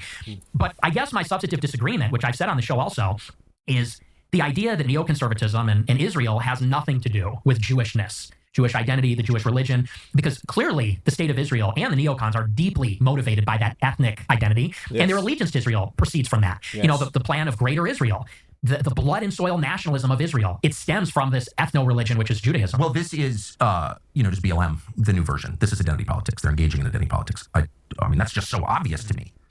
But the problem in your response, I get what you're saying, but the problem in your response is it does not apply to every individual. No, and I would never say that. Okay. Well, I just think it's important to say that, not to kind of like dodge the accusations against you. My best friends are Jewish. Okay, I agree. Embarrassing, even though it's probably true. It's true. Even after him clarifying himself, Tucker still get this position wrong a lot of times. When he's been on interviews, doing his podcast tour, he still doesn't get the fact that Nick is not even saying it's all Jews, Tucker. It's not. I don't understand that. Like, how could you still get the person's position wrong, even when the person's already give a clarification that he doesn't hold that position at all? My case, actually. But whatever. But because just that principle that we're all judged as individuals by what we do, that our faith, the decisions that we make, the way we live our lives, and God will judge every one of us in that way, and that's how we're supposed to judge. Like, I think that's true. Yeah, and I totally agree. But I guess the disagreement is, you say identity politics like it's a bad thing. I think identity is reality. Identity is reality. Absolutely. You just can't have a country of 350 million that's diverse where it's just like warring ethnicities, because then it's Rwanda soon. And, the people with the most force just kill the others. So like, you can't have that here. Right? Yeah. But I would say specifically as it pertains to, you, I think, have said it's the neocons. And I think that neoconservatism, where does it arise from? It arises from Jewish leftists who were mugged by reality when they saw the surprise attack in the Yom Kippur War. Yeah, well, that's a lot of it for sure. But then, like, how do you explain Mike Huckabee, Ted Cruz, and there are a lot like that, John Bolton. I mean, I've known them all, George W. Bush, like Karl Rove. I mean, all people I know personally who I've seen like be seized by this brain virus, and they're not Jewish. Most of them are self-described Christians, and then the Christian Zionists who are, well, Christian Zionists. Like, what is that? Right. And I can just say for myself, I dislike them more than anybody. Because like what? Because it's Christian heresy, and I'm offended by that as a Christian. That's why. So I don't like. Why not? Like I'm pissed at the neocons. Very pissed. I've said that a million times. Yeah, when he said that, the Christian Zionists have like they exploded with so much anger and so much so much anger towards Tucker because of what he said, that he doesn't like them more. And then they responded like, "Oh, well, I don't like Tucker then. Tucker doesn't like me. I don't like him." It's like they're already attacking the guy. Then he says he's like Tucker's whole view is like it's kind of like the Young Turks' view. They view the people like Trump, people that are not like ethnically Jewish. They view them, they're like Christian Zionists or just or like they're not Jewish, like then they're not religious either, and they just feel like it's their right to serve the Jews because they're God's chosen people. This is a view of like you despise them more than you despise the ones that are ethnically Jewish, and like they feel like it's just their right. Doesn't matter if they live in Israel or not, to serve Israel and to do whatever they can to advance the state of the ethnocentric state of Israel. So that's just what it is. I mean, I understand where Tucker's coming from. Yes, I despise traitors. I despise them for doing whatever they means to advance Israel. Like especially guys like Mike Huckabee, who just recently met with a literal traitor to the United States, Jonathan Pollard, who stole the secrets from the United States government and sold them to Israel, who went around and then sold it to the Soviet Union. This top C is he put the United States in a very, very bad bind at that moment. That day, Israel was never up and like publicly, literally like apologize for that, quite frankly. But yet we still made up with them, and they're still our greatest ally. So there was a very, very bad high risk, security risk to you. He put the United States in a bad security risk by selling our communication top secret classifications to Israel. Then they turned it back and they sold it to the Soviets just to get a bunch of Russian Jews to have safe passage into Israel. That's why they did that. So, but to go back to my original point, I can understand where Tucker's coming from. That yes, the Christian Zionists, they're just as vile and disgusting more than the ethnically Jewish ones that sit there and they do it because it's literally just in their DNA to worship Israel. It is not all of them. Let me make this clear. It's not all of them. Okay. I'm going to make that only one clarification on that. If I have to do it multiple times, I'm just going to get aggravated with it. But yes, I understand it's not all of them, but Tucker has to understand that's not Nick's position. That's not even my position. Those mentally ill ones that go out there and say that, that's their positions for whatever. Clearly, it's not going to be not all Jews. It's like, I would say 95%, maybe 80%. And that's just me being very nice with it. Times I've been mad since December of 2003 when I went to Iraq. And so like I went and asked straightforward questions to Ted Cruz because that seemed like there's a sitting senator who's like serving for Israel by his own description. He seemed like a worthy target. I'm not going after MTG, who's like the most sincere person. Like, why do I go after Ted Cruz? I don't understand. Well, again, with Marjorie, I was a friend of hers, and she spoke at my conference, and then the day after, she pretended like she didn't know me. And that was in 2022. But it's a continuum. Like you said yourself, you showed up in college. Like one set of views, they evolve as you interact with reality, as the reality itself changes, as like you learn things, you grow. Like yeah, I don't agree. Like Marjorie Taylor Greene is like literally just, quite frankly, good riddance. We don't need her. We don't need her in this fight. She can go do the housewife stuff and actually do what she's supposed to do. Go fucking cook a meal for a man. I'm gonna probably show that post later that she wrote on X because she responded to somebody, basically just kind of like giving like the feminist type of response to, oh, these Republican men always telling a woman what to do or whatever. And it's just like, those are the men that voted for you though, and supported you. Quite frankly, I'm not voting for the woman, and I'm not supporting the woman, especially her bid for, like, all these guys were sitting here saying that Marjorie should run for president, and we all vote for her. Like, what the fuck are you talking about? We're not supporting fucking women in this fight. It takes men to do this stuff. The women could just go home and do what they're supposed to do and go raise children and leave this fight to the man to do. So I just kind of pissed me off the fact that what she said. But I might show the tweet either in today's video. I'll just wait till when I cover her resigning, and then I'll just go over exactly like the impact not really much noteworthy because like you look at her right now, she's gaining a new audience since she spoke out against the Trump administration. She's going on like a bunch of these left leaning shows, and now she seems to be taking kind of like a feminist stance right now. It's very hilarious. She's having like a evolution.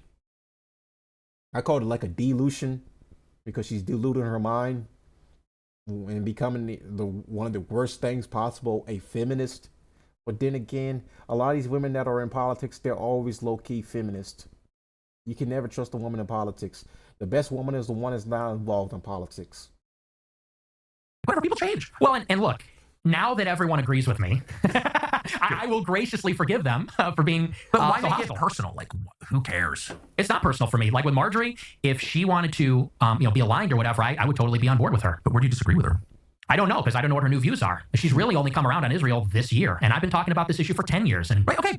All right, you win. But like, no, but it's not like that. it- It's just it's a little. It feels like BS to me that, and I've said this on Twitter the other day. It's like I got treated like I didn't exist. Right, I get it. Canceled for 10 years for saying these things, and that's really where all this drama comes from. A time when there was this intense censorship and nobody was on board with this stuff. Like again, Marjorie. She fired one of my people was working in her office. She fired that guy because someone found out that a Groyper was working in her office. And, that guy got his life ruined. And she pretended like she didn't know me and lied and said, I had no idea the conference I was speaking at. She knew exactly what it was. And that's fine.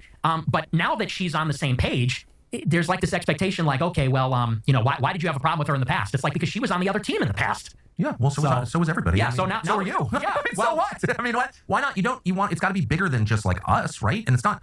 I don't think. Well, I'll speak for myself. I don't feel like I'm at war with the neocons or Israel. It's much bigger than that. It's like you want to restore America to a place where your grandchildren would enjoy growing up. That's it. Yeah. Right. Well, and as far as So Marjorie, it's not, who cares? I don't. You know what I mean? Like, Yeah. okay, lots of people hurt my. If Dave Rubin called me tonight, which he would never do, though he has my cell, and said, I'm really sorry I called you Hitler. Like, I didn't mean it. You're raising lots of legitimate questions, which I think I sort of agree with, or I'm thinking about in a deeper way. I'd be like, great. yeah. Like, I don't care. And look, Tucker, that's why I'm sitting here, Right. I mean, because we had a contentious dialogue. Well, I for thought you long were a time. Fed. I And I thought you were a Fed. I was a Fed. Yeah. I'm not a Fed. But whatever, I don't care what people Yeah, we showed each other our badges. We know what. No, but I thought you were a Fed because I was like, why not? It's not cucking to say you're not talking about all Jews when you oppose a foreign policy position. It's not. There's nothing liberal about that. It's just true. That's the Christian position, okay?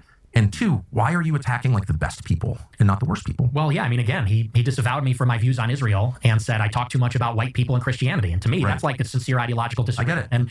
And, same thing with Marjorie. Marjorie fired my guy. She disavowed me. And, and you worked with Blumenthal on that article, but you called me on the phone. Marjorie Taylor Greene is also an idiot too. So I mean, I'm just gonna keep it real. Like I'm not a big fan of Marjorie Taylor Greene. And as far as Joe Kent goes, he disavowed Nick, so it kind of makes sense why Nick attacked him. And I was like, from my perspective, this is also stupid and inside baseball and whatever. But for the record, I was like, first of all, who is this kid? I'm working at Fox News. I'm aware there's an internet, but I'm more out of it than you may appreciate. And I'm like, out of nowhere, attacking this one. I had Joe Kent speak to my house. I did this interview with him, and I'm always in search of a sincere politician. Not have to agree on everything, but I really believe sincerity is the whole game. If someone's heart is pure, he will be brave. I always have thought that, and it's turned out to be true. Marjorie's a perfect example. And that's all that matters. If you're afraid inside, if you're weak inside, you will crumble when it matters.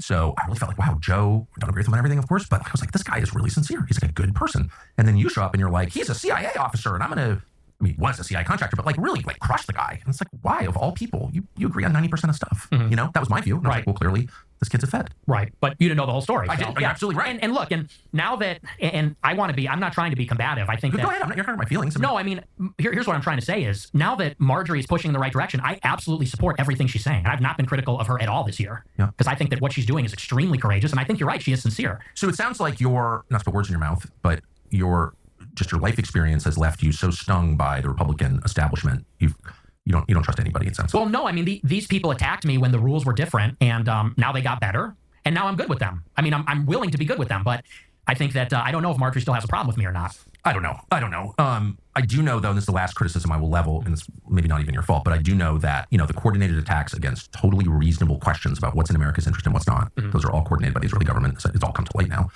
And they're against me. I've always thought I have the world's most moderate position on Israel. Don't hate Israel. Just don't want to get involved in their wars. Don't want to pay for this. Don't want to pay for abortion on demand in a foreign country. Sorry. When we're cutting food stamps on our own, like that's outrageous. It's not America first. That's my view. Not embarrassed of it at all.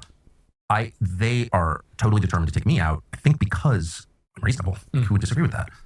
And call me all these names, the most dangerous anti-Semite. I'm not even an anti-Semite. And they're not doing that to you because this is my view, and it's not necessarily your fault. But because they're like, Fuentes discredits the reasonable people because he's always banging on about the Jews. And so he makes everyone else look like a Nazi. And so it's like he's playing a pretty valuable role in the same way that Israel's always funded extremism throughout the Middle East, including Hamas, because it discredits the reasonable people. That's a fact. Yeah. I would just say I disagree. I mean, because you said the other day, they like me. I don't know what you're talking about when you say that because let me just kind of rebut that. Well, by the way, I'm not saying you have anything to do with this. I'm just saying I noticed the phenomenon. Totally. And I just reject that because they have been messing with me for my entire adult life. I mean, the ADL got me banned on YouTube. The SPLC posted my house on their website. What do you mean posted your house? They posted a photo of my house on their website. How can they do that? I guess that's a free speech thing. The SPLC posted a picture of your house on their website? Yes. When? In 2022. Actually? Yes, they wrote an article. They said Nick Fuentes bought a building in this city.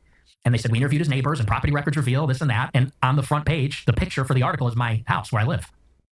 That's crazy. And then someone showed up with a gun and tried to kill you at that house? Yes. So that's why I say, you say, well, they're not doing this to you. It's like the ZOA, the SPLC. I remember last year, I was watching a pod. I was watching Nick's show around this year when this came about, when this incident came, where this guy showed up to his house and literally tried to kill him.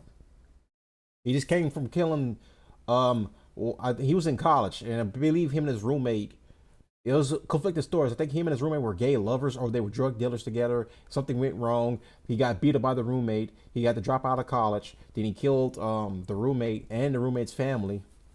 And then he traveled a great distance to come to Nick's house to shoot and kill and tried to kill him. Obviously that didn't happen, and he ended up dead, of course.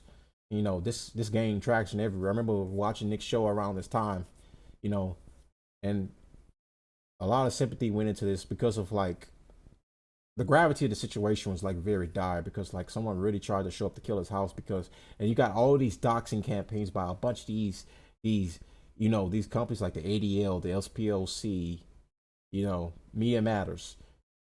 They hate your guts so badly that they will literally just try to get you killed. If you're sitting up here, they look at you as the most evil man on the planet by calling out their, quite frankly, biased coverage of like what they consider, anti-Semitism, racism, whatever. They will literally just lead to you. They want you to die at that point. They will literally just try to get you killed. So, and this was like a very tragic thing that happened last year because I remember watching this show around this moment. But really, that was really where Nick really just kind of like grew more and more right then and there, surviving, literally almost getting killed. I'll never forget that, he had one of the best, his monologues have been great, but that monologue after almost being killed by that guy was, I think, one of the top 10 monologues I think I've ever heard Nick speak on a show. Coming up to that time of the year again, around Christmas time when the incident happened, quite frankly, and he might do like a reflection show on it. Who knows? I might cover it or whatever. But let's go because he's gonna tell the story in detail about what happened that night, and because to this day he still doesn't even know exactly why the guy came there to do what he did. He only speculates that he came there to kill him because of that tweet, or he tried to do like a Luigi Mangione, where he wants to basically go out there and be a vigilante. Because vigilantism is growing every day since the Luigi Mangione kill, and it's a very scary times we live in right now. The ADL, the Daily Wire, all these groups have been on me for years. So that's news to me if they're really endorsing my activities. It could just be my perception. But I guess what I'm saying is, as someone who thinks his own views are like completely reasonable, pass every smell test, you could x-ray my soul. I don't think there's a lot of hate in there. And to the extent that they do make me feel hateful, the people who attack me, I do like to say prayers about it. We're not allowed to hate people. As we forgive those who trespass against us. That's like our core prayer. So I just feel like it's I don't know. Am I being paranoid? I feel like going on about the Jews like helps the neocons. Well, what about my views do you think are unreasonable if yours are reasonable?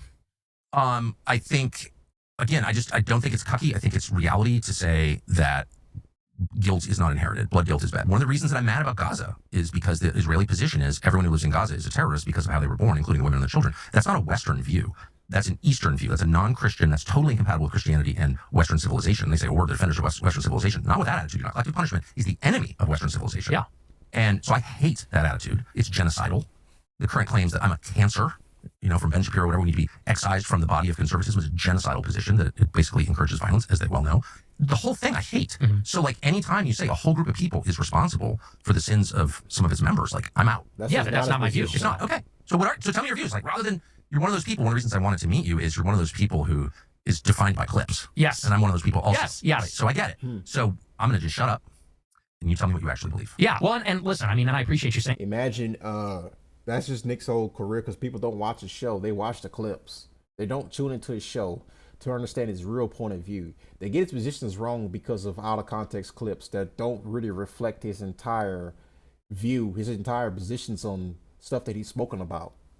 You know, they see the stuff about the Hitler stuff and all that, and he doesn't even need to really clarify it much. It's just that people are just too dumb to understand his position and stuff. Same thing when he's about to say about Joseph Stalin. You know, he's going to clarify it. I don't want to spoil that a little bit in this coverage, but I'm pretty sure many people have seen it already. If some there are tuning into my channel that haven't seen it, well, you're about to see it right now. So let's just go ahead and let's Nick explain his positions on his view on a lot of things that many things that people get wrong about Nick. He's about to clarify a lot of these things. So that way, if people get it wrong again, it's just like they're just not, either they're just dumb or they're purposely just being disingenuous to his positions. And that because that's just the reality of the media environment we're in. So I don't expect you to know all my views, but I mean, as far as the Jews are concerned, I think that, like I said, you cannot actually divorce Israel and the neocons and all those things that you talk about from Jewishness, ethnicity, religion, identity. And let me give you like a perfect example. So you say on your show that we need to treat Israel like any other country. And I sort of understand that in principle, because Israel is another foreign country. Yeah. But Israel is unlike every other country in the sense that because the Jewish people are in a diaspora all over the world, there are significant numbers of Jews in Europe, but also in the United States, and because of their unique heritage and story, which is that they're a stateless people, they're unassimilable, they resist assimilation for thousands of years, and I think that's a good thing. And now they have this territory in Israel. There's a deep religious affection for the state. It's bound up in their identity, the story of the Exodus from Egypt, the promise of the land, all these things. So let's say in the United States, for example, somebody like a Sheldon Adelson, he's not Israeli. Is he an ideological neocon? Does he believe in the promise of democratic globalism? I don't think necessarily. His heart is in Israel. And it's because he is a proud Jewish person. And I guess what I'm saying is that if you are a Jewish person in America, you're sort of, and again, it's not because they're born, but it's sort of a rational self-interest politically to say, I'm a minority. I'm a religious ethnic minority. This is not really my home. My ancestral home is in Israel. There's like a natural affinity that Jews have for Israel. And I would say on top of that, for the international Jewish community. They're extremely organized. And many of them are critical of Israel or Israel's current government or the project of Israel. But I guess what they have in common, unlike, let's say, like Singapore, for example, is that they have this international community across borders, extremely organized, that is putting the interests of themselves before the interests of their home country. And there's no other country that has a similar arrangement like that. No other country has a strong identity like that, this religious blood and soil conviction, this history of being in the diaspora, stateless, wandering, persecuted, and in particular, the historic animosity between the Jewish people and the Europeans. They hate the Romans because the Romans destroyed the temple. That's why Eric Weinstein goes to the Arch of Titus and gives it the finger and takes a picture. We don't think like that as Americans and white people. We don't think about the Roman Empire in 2,000 years ago. They do. And so I guess that's really, and I don't think that's me saying the Jews. I don't think that's me being hateful. I don't think that's me being collectivist. I think that's understanding that identity politics, whether you love it or hate it, whatever you feel about it, it's a reality that we live in a world of Jews and Christians, of whites and blacks. These identities mean something to us and they mean things to each other, and we can't sort of wish them away. And it feels like white people and Christians are the only ones to do that. There's no question about that, your last point, for sure. One of the reasons they do that is because they've been taught to hate themselves, of course, since the Second World War. Another reason is, however, the reality of a multi-ethnic country requires you to sort of set aside community or group interests in favor of corporate interests, universal interests, national interests. And you have to do that or else it doesn't work. And so, I agree those attitudes. I mean, certainly in other parts of the world, people think this way, but you can't have that here. And so it's just important to remind everybody that, things may be generally true, but like, again, they're not always true. And there are people who just strongly disagree. And by the way, in the specific case of Israel, there are a ton of Orthodox who I know who are opposed to the state of Israel. They're more Jewish than Dave Rubin, a lot more. And yet they oppose it. Jeff Sachs is like the most wonderful man, the most Jewish and most articulate critic of the state of Israel that I'm aware of. So like, I don't know, that's just meaningful. You can't, if everything is inherited, then there's no hope for the continuation of America. Mm-hmm. Do you see that? Yeah, I don't think it's genetically inherited. And what you're saying about putting aside the tribal interest for the corporate interest, that's absolutely the case. And that's the only way the country's going to stay together. Exactly. That's my concern. And I absolutely agree with you. I would say, though, that the main challenge to that, a big challenge to that, is organized Jewry in America. I don't think Bill Ackman is capable of that. I don't think Sheldon Adelson is capable of that. I don't think Yoram Hazony is capable of that, for that matter. And many other, on the right and the left. And I see Jewishness as the common denominator. And you're right, it's not all Jewish people feel the same way. No one would say that, but that does seem to be the common denominator. And I just feel like it needs to be called out explicitly. And I like what you said the other day. If you're serving in another country's military or have dual citizenship, you really can't be a part of this project. Well, that's an easy one. But I am much more comfortable as a Christian and an American keeping it on that level because, it's easy to just set universal rules that apply to everyone, not just the Jews or the Christians or the anybody, just like Americans can only serve in the U.S. military or they lose their passport. I mean, I don't know. That's not hard. And I don't know. Why not just say that? Say what? That. Why not make every statement about how Americans ought to behave applicable to all Americans? Like it's the defensive universal values that will hold the country together and the emphasis on parochial group values that will break it apart inevitably. Because this is a particular issue and it's acute. Like I said, I think they are unique in that way. I think that's a unique issue, especially in the Republican Party, especially in the conservative scene. I get what Tucker's saying, but it's just kind of like, bro, you kind of be a little naive at some point, bro. You have to acknowledge the loud part. You have to acknowledge the silent part out loud at one point. You can't distinguish just and simply just say, like, he just doesn't want to call it out for it being Jewishness along with, Zionism, neoconservatism. He just wants to say that it's more like policy.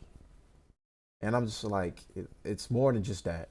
It's what Nick is saying right now. The further you go down this rabbit hole, the further you realize that, yes, you can't separate one or the other without the other. This is more like what the populist left would always say. The woke left, whatever you want to call them, far left. They'll call out Zionism, but they won't call out the Jewish aspects of like the Jewishness. They won't call that out. I'll just say, like how Nick says it, the Jewishness. They won't call that out because they're always afraid. And then afterwards, they always give this caveat, just like, oh, we're not talking about all Jews all the time. We're not talking about all Jews. It's like, look, listen, you can give the caveat. It's not all Jews, of course, but it's like they do it almost every fucking time. Their problems with Israel's because they look at Israel as a Nazi state. They say they're Nazis.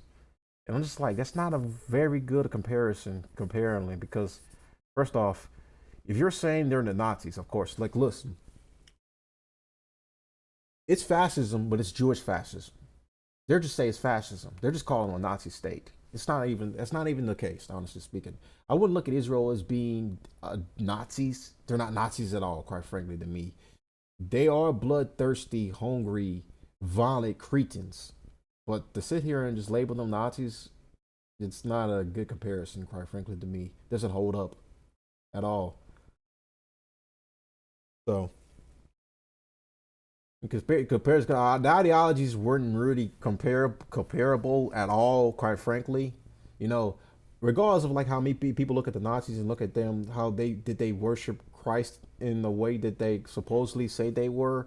Like their version of how they worship Christianity, how they view Christianity it kind of wasn't their traditional sense.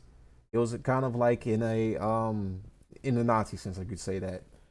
And the Israelis the state of Israel was founded by secular Jews, and then over time, of course, they're trying to conflate the state of Israel with Judaism.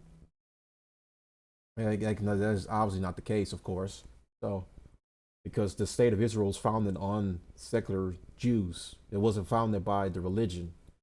But that doesn't separate the religion from the state of Israel, from Zionism, because the Zionism comes from the religion, And it's kind of like you're kind of frustrating when you hear Tucker tries to like separate that from this conversation and say it's not the case like that, and it's just like more of like policies, more like the Likud party. It's more like the right wing section in Israel, like Benjamin Netanyahu, Itamar Ben-Gvir, and Smotrich.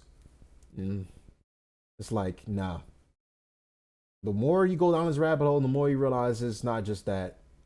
Because you look right, you can look left. It doesn't matter if they're Jews. They feel like they have an affinity with Israel. It's because of their identities, because of their race. So how would you like this all to be resolved? What I would like is for the U.S. government to not be influenced by these kinds of foreign allegiances, not with money that comes from, American citizens like Sheldon Adelson, not from foreign lobbyists. So, I mean, in terms of tangible things, I don't think we disagree on any of it. Like registering APAC and FARA, banning dual citizenship. Like I'm basically I think 80% of the public agrees with those Yeah, things. so So that's kind of what gets me a little bit annoyed. It's like these are like America First, the concept. It's the most popular, self-evidently true idea you could have. Don't let foreign powers, especially tiny ones far away, control your country. Like, of course not. Everyone agrees with that on both sides. Yeah. So the trick is not to let that idea get subverted. Does that make sense? Yeah, and I think we agree on that.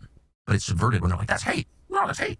It's not hate. Yeah. Well, and here's what I will say. I think that there is increasingly a contingent, because what you're talking about exists. When you say that there are people that legitimately detract from this, there is legitimate racial hatred out there. Big time. And it's growing. And I know. people on our side are afraid to talk about it because they know, like you said, they're going to get called a cuck or a squish or whatever. And I agree with you. The people that are detracting from that need to be called out. And I think there should be no harbor for cruelty, hatred, prejudice, those kinds of things. Yeah, we got a lot of those guys on the side, especially on X. A lot of them just a bunch of social rejects from the world. They have no real actual ideas. They just want to just get rid of everyone that's not like white. But again, this is like a smaller minority in the white nationalist communities. Like they're called white nats, and they're so obsessed with just like they're pagans most of the time. They're not even really mostly Christians. So more like those neo-Klansmen that just come out of nowhere. I have respect for white nationalists, but like when I look at the pagans and all that, they're just LARPing idiots for the most part. I mean, they don't like anybody, but then they're also kind of like they don't like Christians either because like they look at Christians as serving a Jew for the most part. And I'm not even Christian saying this. I'm Muslim, so. I'm sorry to be a conspiracy nut. I really try not to be a conspiracy because it's embarrassing, But after January 6th, and just finding out the number of FBI personnel in the crowd, it's like, and I've just seen this. David Duke is a great example. Some of these are the Charlottesville rally. Yeah. Had a bunch of feds there being like, we're white supremacists. We hate the blacks. You say the N-word, whatever. It's like, that's not real. Like there is some of that going on. Don't you think? I think that there's a lot of sincere people. Well, for sure. I completely agree. And they're just numbskulls, and some of them are legitimately, they see the opening, that there's legitimate critique of this, and they see an opening to air out their grievances. They get a license they think it's okay now. And I do think it's important to differentiate and say that fundamentally, I guess the word that I would use, I've been thinking about this a lot lately, is reassurance. Because I think there's there is a legitimate need to reassure people. And this is kind of what I've been doing on these podcasts, that we don't want to harm anybody. We don't want to kill anybody. We don't want to harm anybody. Right. We just want to put America first. And I guess, to the extent that I've been taken out of context over the years or things like that, I'm trying to set the record straight and say, and I appreciate you've given me this opportunity. These are my real views. I'm not one of those haters, let's say. Yeah, well, I think people should be allowed to describe what they think. I mean, that's like basic human. People can subscribe to racial realism and become an identitarian and realize you can understand the differences between a race and not actually hate the race, And blacks come from more of a low IQ stance of like, oh, they think white people are all bad or whatever, And then when you look at it from like the weakness perspective, they understand the reality of race, but then they just scroll to just like hate. And it's just like, racial hatred to me is a low IQ mental illness. That's what it is. I mean, like having racial hatred, real racial hatred, doesn't matter what race you are. It is just a form of like mental illness. It's just like a sickness, in my opinion. And everyone should be hating everyone. I don't care if you could call someone a cuck or whatever. Like real racial hatred is disgusting, quite frankly, and it's not at all respected, quite frankly. And I don't subscribe to it at all. Now, again, harsh criticisms are different than racial hatred. Now, of course, me being harsh on, like, say, the black community, they need to be harsh on. They need to be told what they do. And we need law enforcement to come out here and clean up the streets of the black communities because, quite frankly, there's too much crime going on. There's too much crime going on, and it needs to be cleaned up.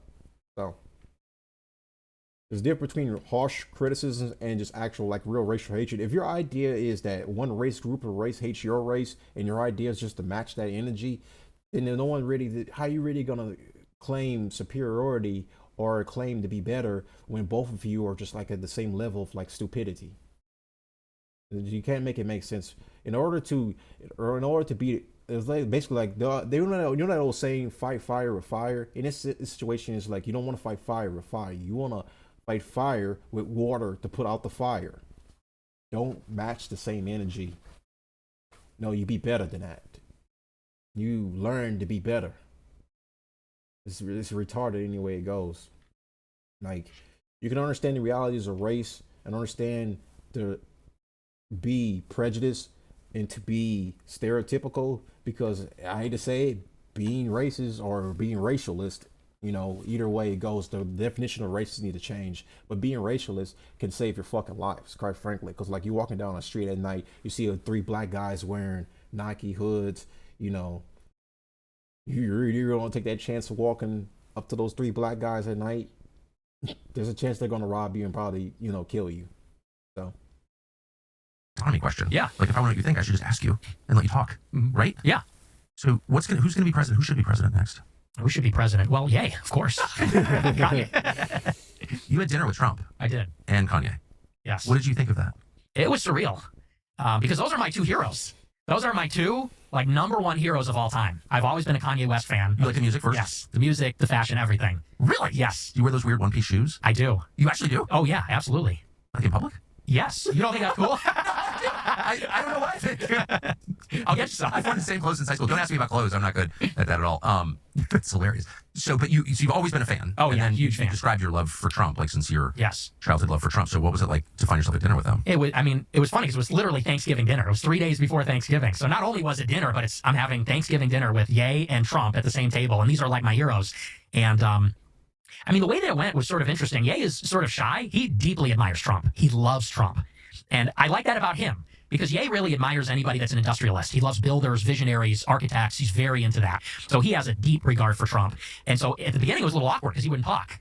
And he was sort of shy. Yay. Yes. Which is surprising, right? Because he's so outspoken. But Trump was trying to get him to talk. And it was kind of like a boomer moment because Trump was trying to get him to talk about like opportunity zones. He was giving him like the black voter pitch, the black Republican. Really? Yeah.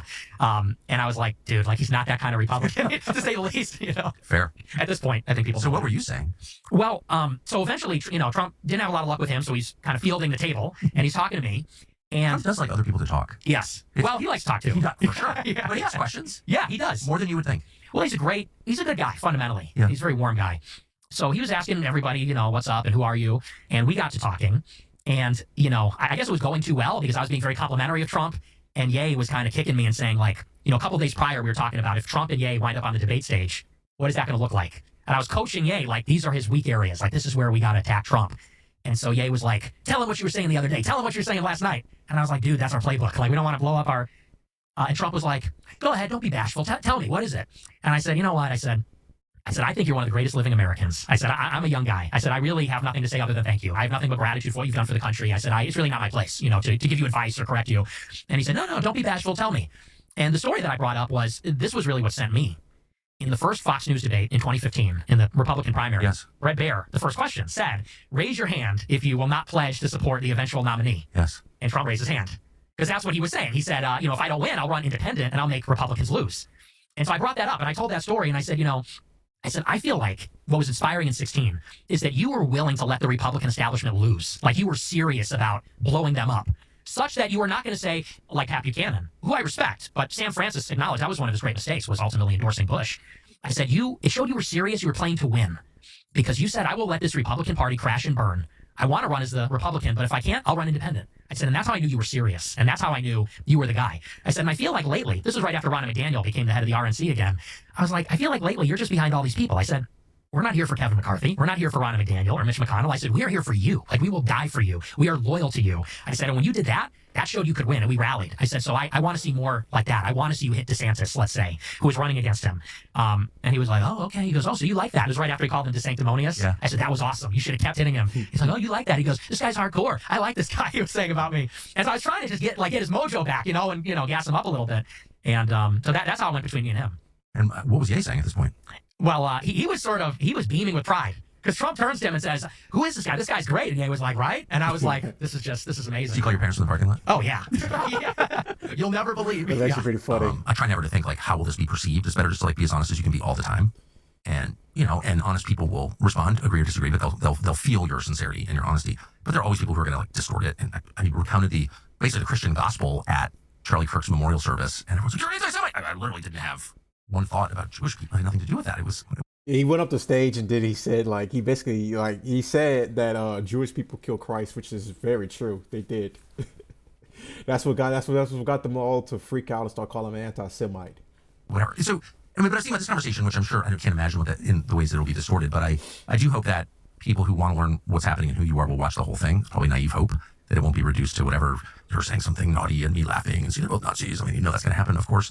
But I'm willing to take that risk because I just think it's important to know you're clearly ascendant. You're enormously talented. You're more talented than I am, for sure, as a talker.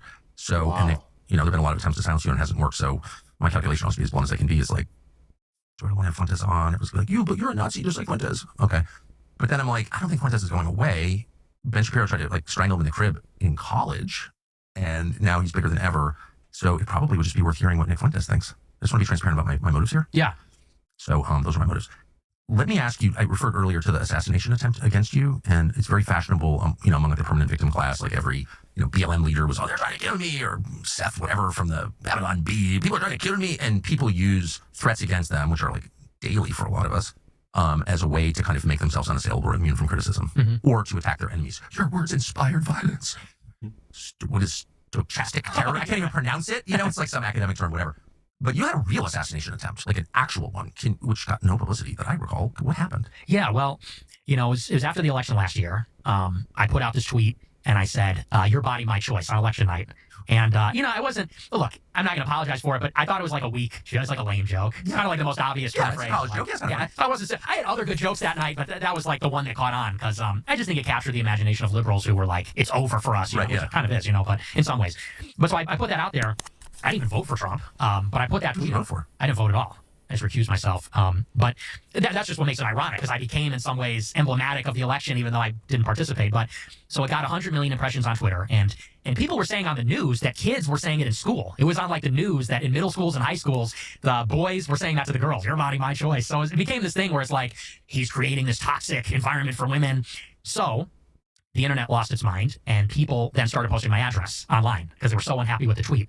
And so on TikTok and on Twitter, a screenshot of my address, my phone number, all my personal information, it went viral. And when I say viral, I mean there were multiple tweets that got 20 million views with my whole readout, all my information. Like your actual address, where you spend the night? Yes, where I live, where I do my show, all of it.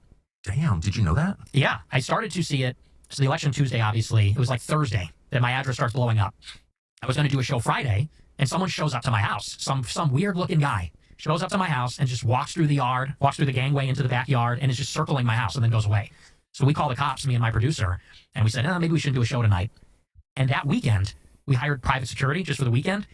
Like 200 Didn't people. have security? No, I don't have security. Well, I didn't then. Of any kind? I didn't have cameras or anything, even. I had nothing. Okay. I was raw dogging it. Yeah, which was not smart, maybe, but never had a problem like that. I've always lived that way too. Yeah. But so that weekend, we hired a security guard just to park his car outside the house and monitor things. Literally 200 people came To your house? Yes, not all at once, but one after the other.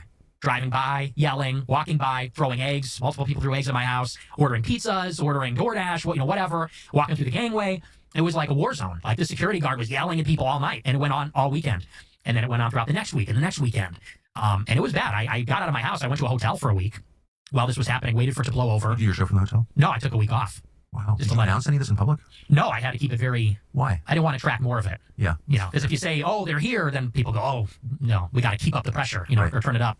And people at that time were talking about burning my house down. Like on TikTok, there were viral videos of people saying, we're going to burn his house down. Wow. And then they got to my parents' address. People were showing up to my parents' house. It got really bad. And eventually it just blew over. About a month passed. And at that time, so it was like late December. It's actually funny. It was December 18th. I remember because that's an important date to me. And Why? it's Joseph Stalin's birthday. Oh. I'm a fan. You're a fan of Stalin's? Mm-hmm. Always an admirer. But we don't need to go into that. Well, that's, okay, let's get back. Well, We'll circle back to that. It was weird because the reason I mentioned that, it was almost like, because I woke up that day and I was like, it's December 18th. And I was just like very acutely aware of like, today's like a strange day. This is the day that the attempt happened. And so nothing had been happening for weeks at this point. So the election's like, November 3rd, month and a half has passed. Nobody's coming to my house anymore, rarely. And I'm doing my show like normal. And I'm reaching the end of the show, and I see out of the corner of my eye, I get an alert from my Ring doorbell camera that somebody's at the front door. And so I'm reading through my super chats. I'm going through live You're chat on the air. messages. Yeah, I'm live. And, I'm working through the messages, and I'm keeping an eye on it. And I see that this guy has a loaded gun. The guy's Start laugh. Yeah, well, So you're live, and Yes. you see that there's a guy with a gun outside your door. yes. He's got a motorcycle. December 18th is coming up right now. Again, it's on a Thursday this year. So Nick's probably gonna do the anniversary show about the shooting to reflect the year prior when that show hits on the 18th. I look forward to it. Like I said, if he does do a coverage or whatever, we're gonna react to it afterwards, and I'll give my personal take and all that. But I basically already kind of like gave my take on during this recording right here, and just basically said, yeah, it's crazy to me that someone just shows up because to show up to your house, even though to this day you still don't even 100% know why they came. You know that if it's because of a tweet, they're trying to kill you over some words, bro. Imagine trying to go as far to kill someone over words. Like, words bother you that badly to where you want to kill somebody? It's like, how far we've gone away, America. Motorcycle helmet and a backpack. He's got a gun drawn, and he's knocking on the door yelling. And the thing is, I didn't want to tip him off that I knew he was there, because I thought, I don't want him to get the drop on me or something. I just didn't want to give him any information about, because I don't know if he's listening to my show. If I start freaking out or cancel the show, I don't know. Maybe he knows more about my movements inside. So I keep the show going for like a minute, and I wrap it up very quickly. I finish the show. My producer comes running in, and I say, "Who is that? What's going on?" And he goes, "Oh, I called the cops. They're here. The guy's gone." I said, "Okay, good." So I start getting changed out of my suit, and I hear gunshots go off outside. Oh, Damn. Yeah. And I literally like jump to the ground because I'm like, I don't know what's happening here. And I step outside for a minute after the dust kind of settles, and there's like 10 cop cars all up and down the street, and they have the whole block locked down. Police tape everywhere. There's like a dozen cops. Like I said, the whole block is shut down. The alley is shut down. And they go, "Get back inside, get back inside." We have no idea what's going on. We have no idea what happened. And they wouldn't let me or my producer leave until the morning. That's how late they were there. And finally, at the end of the night, after all the cops left, I came out in the very early morning. Did no one come and explain any of this to you? No, nobody said anything. Yeah, it's ridiculous. And finally, I go out in the morning and I asked the guy, "Oh, okay, what happened?" He told me the story. And so it turns out that it's this young guy. He's 23 years old, white nerd, short guy. He was at U of I, University of Illinois, Urbana-Champaign, about 2 hours south of where I live. He killed 3 people earlier in the day.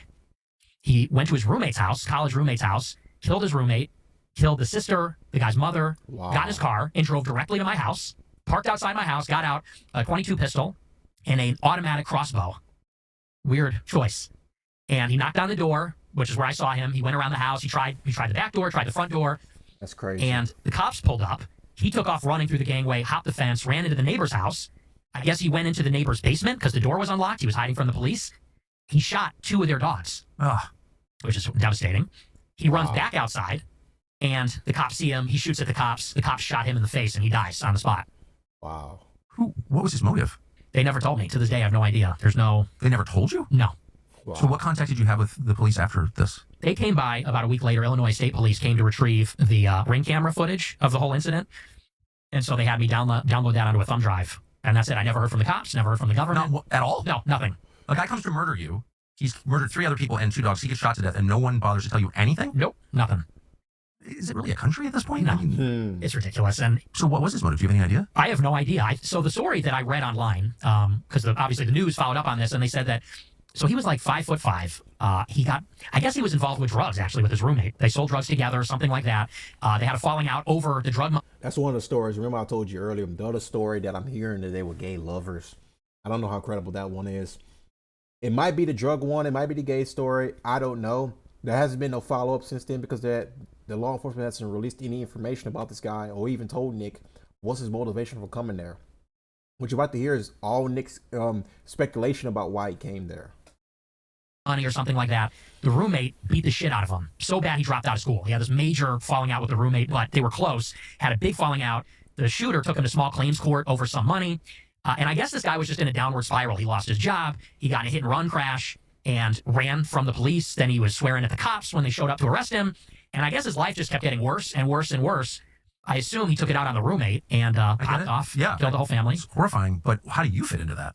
So this is just my opinion, speculation. This is like a month after Luigi Mangione. He had on and the shooter at my house had on a motorcycle helmet and like a costume. And so I think he was maybe like a copycat of Luigi Mangione. He thought he was going to be like a hero and assassinate some reviled political figure who was going viral at that time, being hated for that tweet. So I think that might have been the motive, but that's pure speculation. I have no idea. I mean, it's a well-documented fact that all kinds of bad actors use unstable people for political assassinations, right? It's happened. We know it's happened. Mm-hmm. So do you think this might be an example of that? I don't think so, but it's certainly possible. The reason I say I don't think It's so. kind of funny. I mean, I think of you as conspiracy minded, but you don't have a conspiracy in mind here. No, because I really believe that when you look at all these things, and by these things I mean these like really disturbing instances of violence like Luigi Mangione or Charlie Kirk or these school shootings, there is something going on with these kids. It's nihilism. It's these people that are maybe mentally defective, extremely online. I think there's like a real problem there. And I don't doubt that sometimes these people are involved with maybe a foreign government or they're being groomed or put up to it by an operative. But I think to assume that it's always that ignores that, like, there's a very real problem of nihilistic, surrealist violence that comes from young people. And, you know, like this guy killed, it's a triple homicide out of nowhere, and then he tries to kill me. I think he just went crazy, but I could be wrong. Describe the circumstances that have led to this violence. Like, how does a normal kid, young man, go from being a normal young man to being a murderer? I think that it has a lot to do, if you read through all these stories, they always have a few things in common, which is that, and people have pointed this out, this is not new, SSRIs are always a big one. Of course. But what that points to is a depressive streak. It's always somebody that is a loner, socially dislocated, or socially dysfunctional. You know, they don't have many real life friends, engage in real life activities, slip through the cracks. That's always how it starts. Then they get into either they're medicated by a therapist with SSRIs, or they self-medicate, which is extremely common. With alcohol, weed, which is extremely potent now, and you can get THC from like a vape pen, so it's very powerful, very accessible.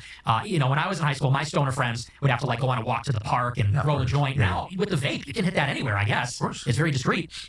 They also do psychedelics. I think that's a huge part of it. And How is that a huge part of it? I think that a lot of them get turned on. They'll do alcohol, marijuana, and then I think they get into psychedelics like LSD or MDMA, and I think those things induce psychosis. These psychoactive drugs, whether it's marijuana by itself or it's LSD, I think they tend to induce psychosis and exacerbate those like existing problems. And basically what happens, I would say that is maybe the next step. And then the other ingredient that's always there is, although they don't have a social life in the real world, they have a social life on the internet. Yes. And so they're deeply involved in obscure internet forums, Discord, gaming communities. So increasingly, ChatGPT is inducing psychosis. That's what Charlie Kirk shooter and his tranny lover were involved in. They were in a lot of these Discord chats with these groups and communities that talked about committed acts of political violence. And as you know, Tyler Robinson, you know, allegedly the shooter, went out there and committed a political acts of violence. I mean, he killed Charlie Kirk, for example. And his gay love, I forgot, was it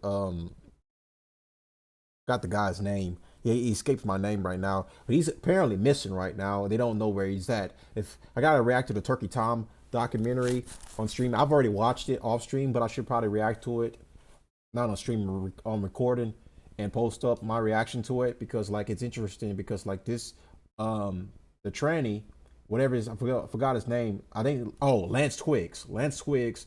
He was obviously he was an avid drug user. And he did weed too as well. It caused major psychosis to the point where he would be doing some of the most insane, weird, crazy crap. Like sometimes he created nest, and a nest of like when he's sitting in like the front room in a certain area for long periods of time, haven't showered, he's piling up so much trash, and then he does one of the other things he did was talk to ChatGPT for long periods of time.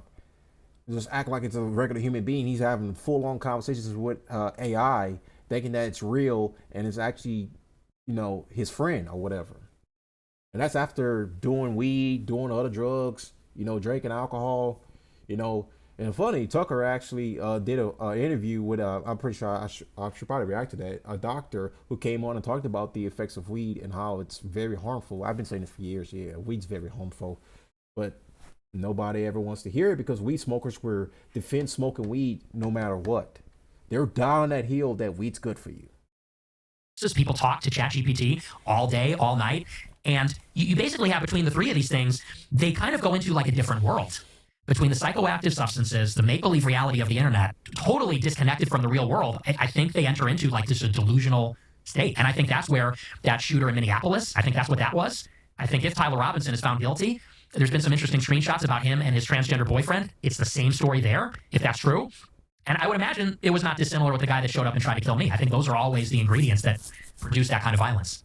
It's interesting, your audience, as I imagine it, I've never seen any of your numbers. I don't even know how big your audience is. It seems big to me, but I think of them as young men. Mm-hmm. That's the bulk of your audience, right? Yes. And yet here you are criticizing weed and video games and the internet, and you work on the internet. You are a creator. I mean, you wouldn't exist without the internet, of Yes. course. You didn't get a job at NBC News. So what kind of reaction do you get when you criticize weed, gaming, and the internet to young men? A lot of them agree with it because they get it. It's their life. A lot of them, that's their life. Their life is, and another thing we didn't even bring up is the porn thing, which is there also. This is their life. Weed, gaming, porn.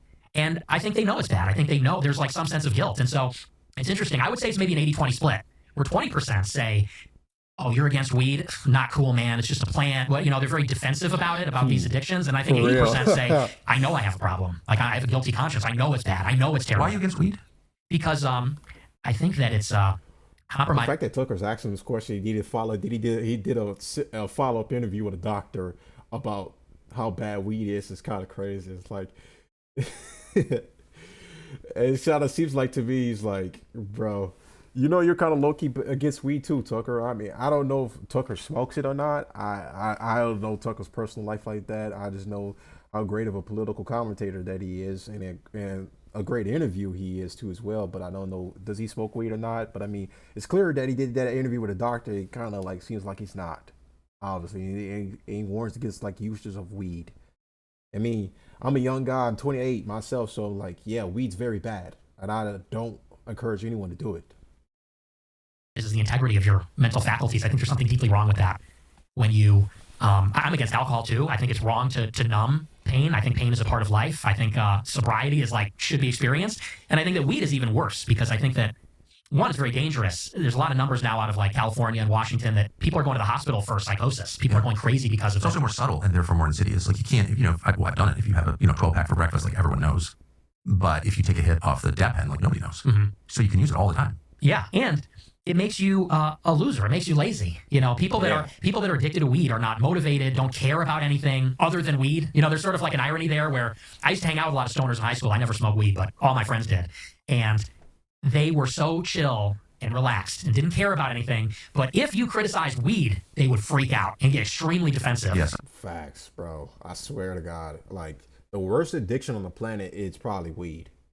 Like, that's the uncomfortable truth that people don't want to talk about, that weed is the most addictive drug on the planet. And I will say drug now because, like, of how defensive fucking weed smokers get.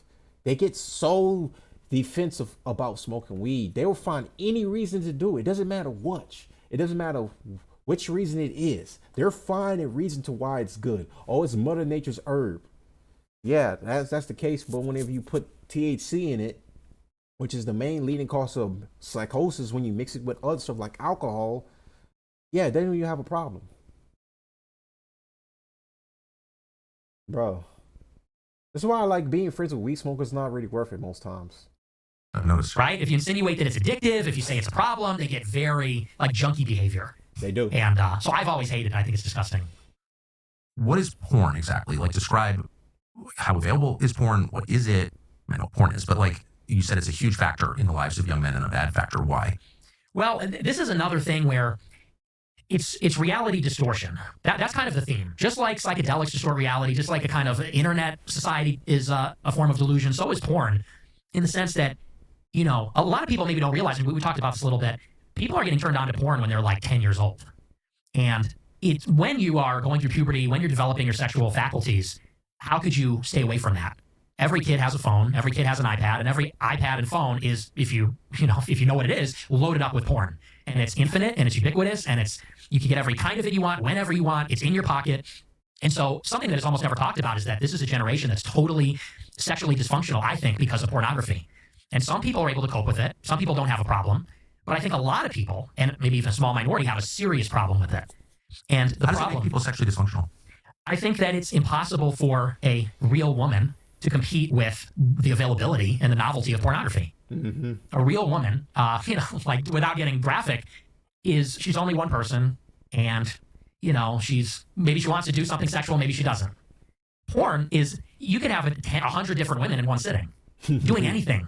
That whatever niche or idiosyncratic thing a person might be into, it's there. And so I think that novelty combined with that availability, it makes it so that, when you think about courting a woman, juice isn't worth the squeeze. And so there's also a problem of erectile dysfunction, people that can't enjoy regular sex because it does not compare to the intensity, the novelty, and the availability of porn. It's hyper stimulation. And so I think that's sabotaging a lot of normal sexual It relationships. seems like it's making a lot of people gay too. Yeah, and trans. You think that's true? 100%. Facts. That is actually I think very that true. the novelty is a huge part of that. I think that if you are somebody that uses pornography multiple times, Bro, whenever when you watch so much porn, I always said that being gay is not a natural thing, and I just think that it's more of like it stems from like what's filled into your brain of what you believe, what you perceive to be normal when you're young, because you have such an impressionable mindset at that age. So stuff like pornographic imagery, and homosexual scenes in movies or whatever, you see that stuff and you think it's probably normal, and then come to realize it's not actually. So I agree to where, and then also whenever you're watching so much porn and you're jerking it off so much and all that, and then you're seeing so much of it. This is the reason why, like, there's a bunch of like a lot of rich guys that are cucks, because they have so much porn consumption, they have so much sex with so much women to the point where they want to get a feel of something else. At that point, they want to get their off on something else. Like, say they're watching a woman getting effed, or dare I say they have sex with a tranny. Especially when you also, like, the darkest part about like drug use is like some guys will literally be fucked up off of drugs to the point where they're literally just like, not when they're sober, but when they're just like literally just lose their minds and just go and start having sex with literal trannies. You know, you see this a lot of times when guys get exposed, by their woman. They're avid drug users, and then they have a fixation for like having sex with trannies. I generally don't know how that comes about, but I mean, drugs obviously does play a bigger role in that, so that kind of does explain that part. It's quite sickening. It's very sickening. Porn is sickening. Drug use is sickening. All these types of things lead to, like, in my opinion, homosexuality. Because I look at homosexuals, they're just not natural people. None of that stuff's natural to me. Not a natural flow of life. It's more of like a sickness, like cancer. It spreads. So times per day, which many people do. Actually? Oh, absolutely. That's a lot of jerking off. It's a huge problem. Yeah. facts. And, if you're doing that multiple times a day, every day, for years, since you're a kid, well, eventually you get bored, Yeah. and you want to move on to something more extreme. And you're kind of, it operates, I think, similar to like a drug. You kind of have the same kind of resistance to it that you would to a drug, or a tolerance for it. And you're always chasing that initial feeling the first time you used it, or the first time you saw a certain thing. And I think eventually you just chase more taboo, more transgressive. And I think maybe some people are more prone to that than other people, going in a really No, true this is direction. how Charlie Sheen got AIDS, actually. Yeah. Through just being jaded and looking for something more transgressive. That's just a fact. And there's something too about what it does when you look at it. Because people don't realize that it is a fundamentally different experience being involved in intercourse versus watching other people have intercourse. And I think that actually does something to you. Tell me, what do you mean? I think that, for example, I think Steve Saylor has written about this, that there's multiple kinds of transsexuals. And he says that one kind of transsexual is somebody that likes the idea of seeing themselves as a woman. It's autogynephilia. Yes. And I think that, one of the theories for that is you watch a man having sex with a woman that isn't you so much, you kind of achieve an identity with the woman in like a weird, sick way. What You the almost fuck? identify with the woman. That is crazy. And so there's weird things that happen That's when you're crazy. Yes. watching that and having such strong... I gotta read where Steve Saylor actually wrote that at. Actually, that is insane, but that sounds about right. That is exactly where.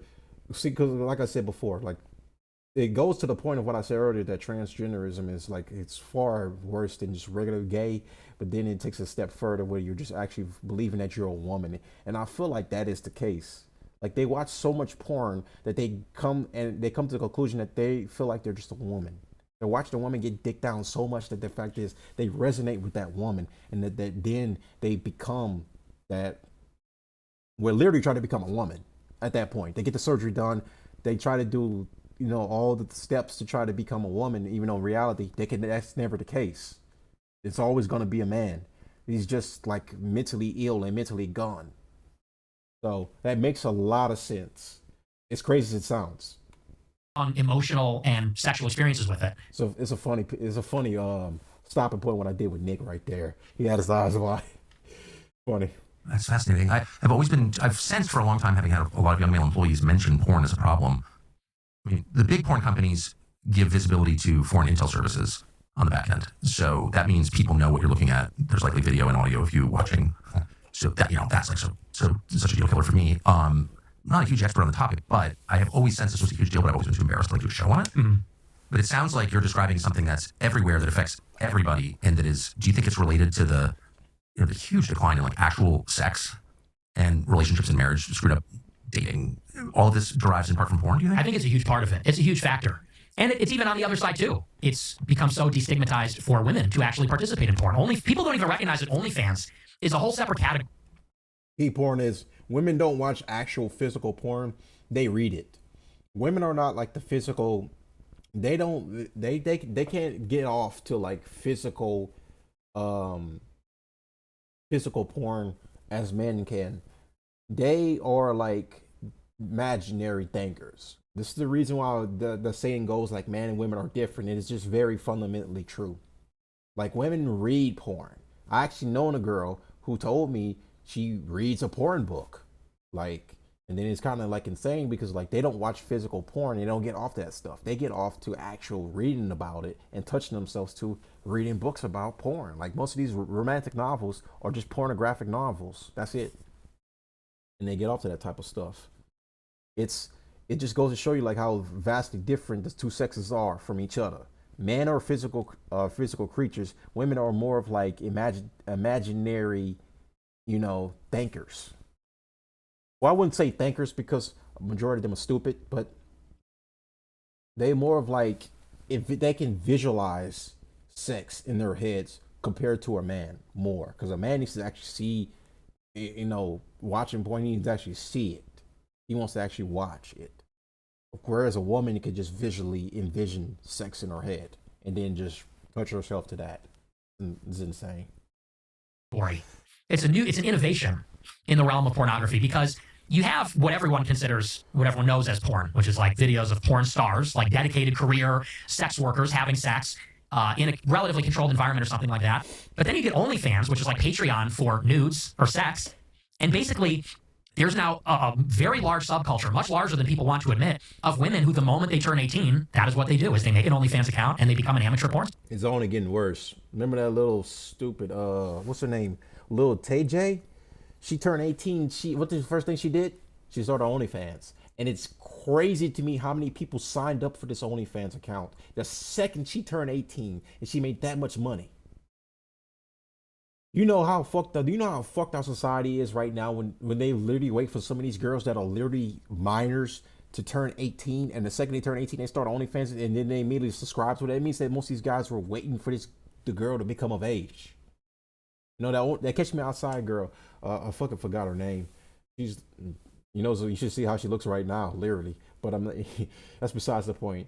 The point is, she was dating like older dudes when she was like literally when she appeared on Dr. Phil. She was like 15 or 16. She was already dating older dudes.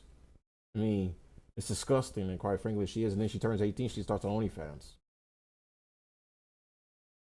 Whoa, Vicky, that retard, as an OnlyFans, I believe too as well.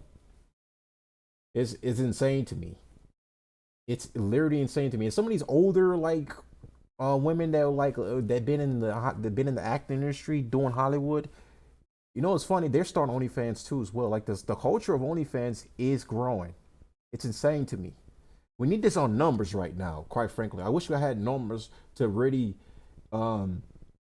express how, pretty much in my opinion, how bad it's becoming right now. This section of OnlyFans is becoming a very bad thing, to where a lot of women that are 18 or have had trouble in the dating market for years, they've been around, they've had a couple of divorces, then all of a sudden one day they decide to start OnlyFans.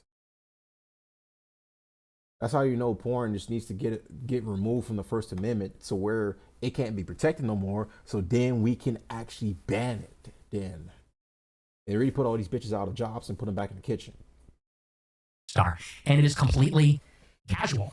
Because you could say that maybe 10 years ago, even at the heyday of internet porn, to be in porn, you got to be a porn star. Like that's your life and that's your career and that's who you are, and it's very shameful. With OnlyFans, it's like having a TikTok. It's like, here's my link tree, here's my Instagram account, here's my Facebook account, here's my YouTube, and here's my OnlyFans. Why would any of this be legal?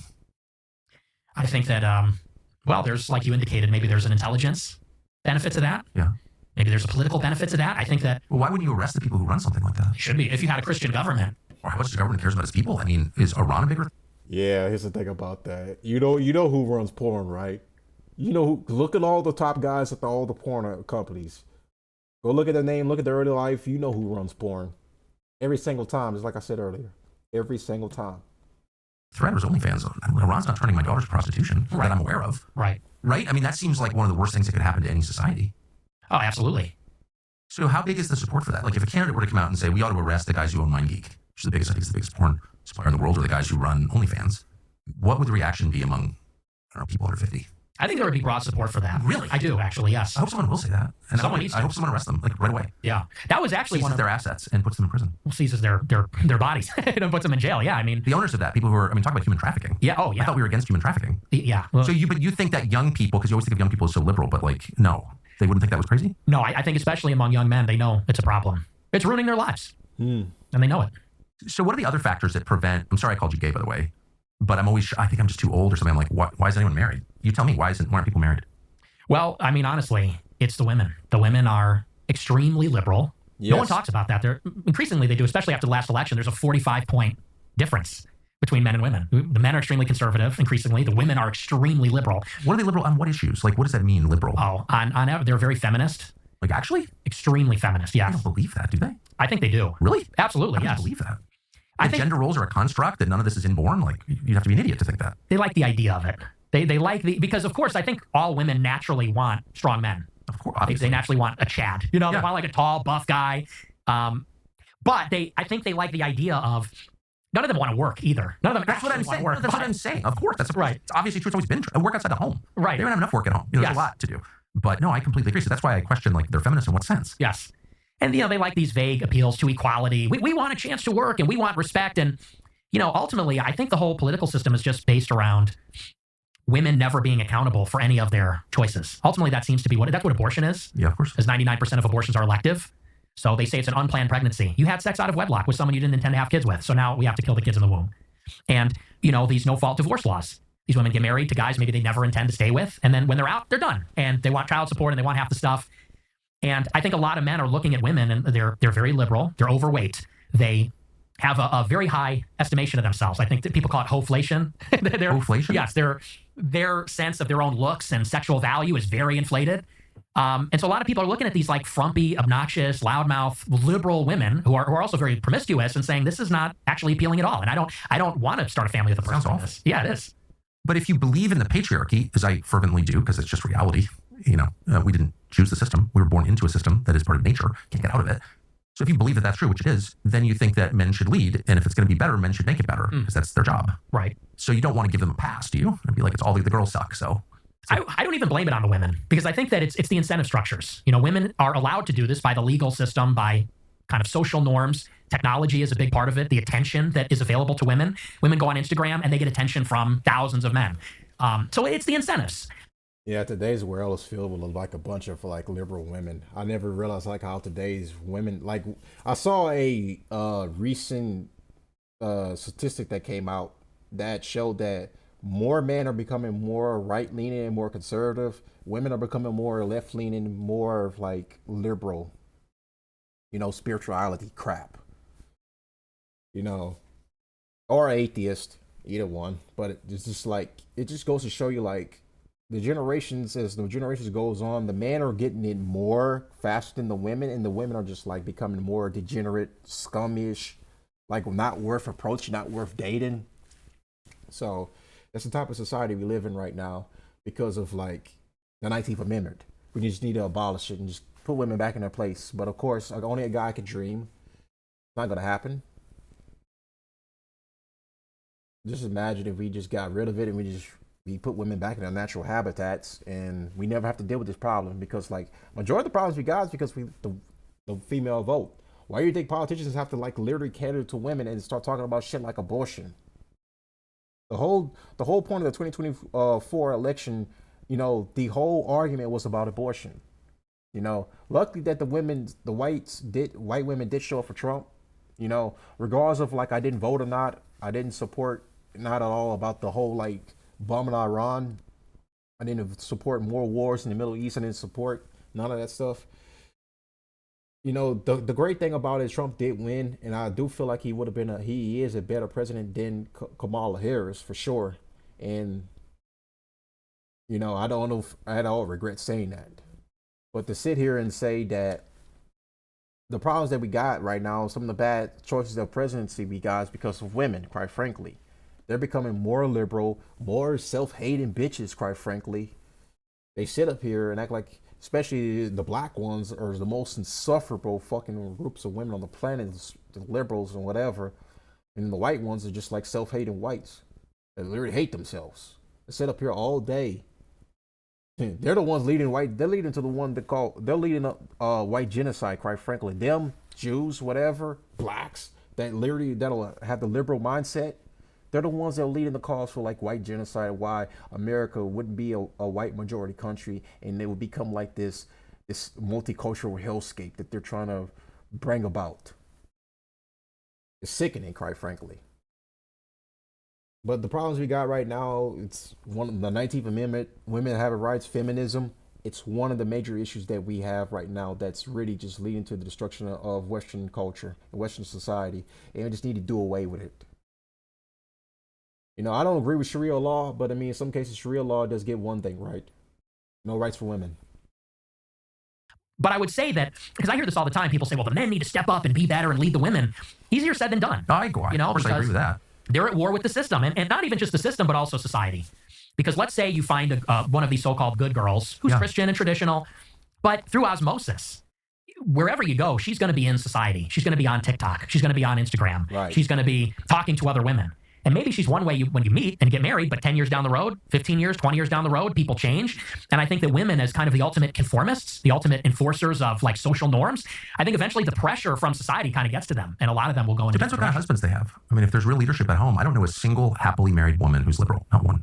I know a lot of married women. I mean, I'm 56. All the women I know are married. Mm-hmm. And every happily married woman is non-liberal. Mm-hmm. I can't even imagine. There's no category for happily married, middle-aged liberal woman. There's never been one. Right. So, like, maybe the job is to, make a girl happy and, like, all this nonsense ends.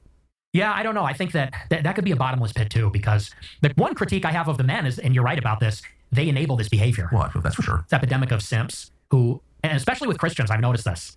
This is why Andrew Tate has so much appeal, and the Christians are kind of losing this conversation. Facts. Andrew Tate's a Muslim polygamist who is very chauvinistic, and you could even argue it as someone who has ran an OnlyFans site himself, like is not an observer, let's say, of Christian sexual morality. No. But men are going with him because he's putting women in their place. He's talking about patriarchy and women's place in a society like that, whereas Christian men, Catholics, Protestants alike, are both kind of tone policing the men, and they worship their wives, they worship the women, put them on a pedestal, and they kind of get bossed around, they get henpecked by the women. I think we're required to love our wives. Like that's, all over the New Testament. Husbands, love your wives. Wives, respect your husbands. That seems like a very natural balance to me. Yeah, and I think that you have to love your wife as your wife. Yeah. A lot of men... As opposed to what? Your mom? Well, no, like your buddy.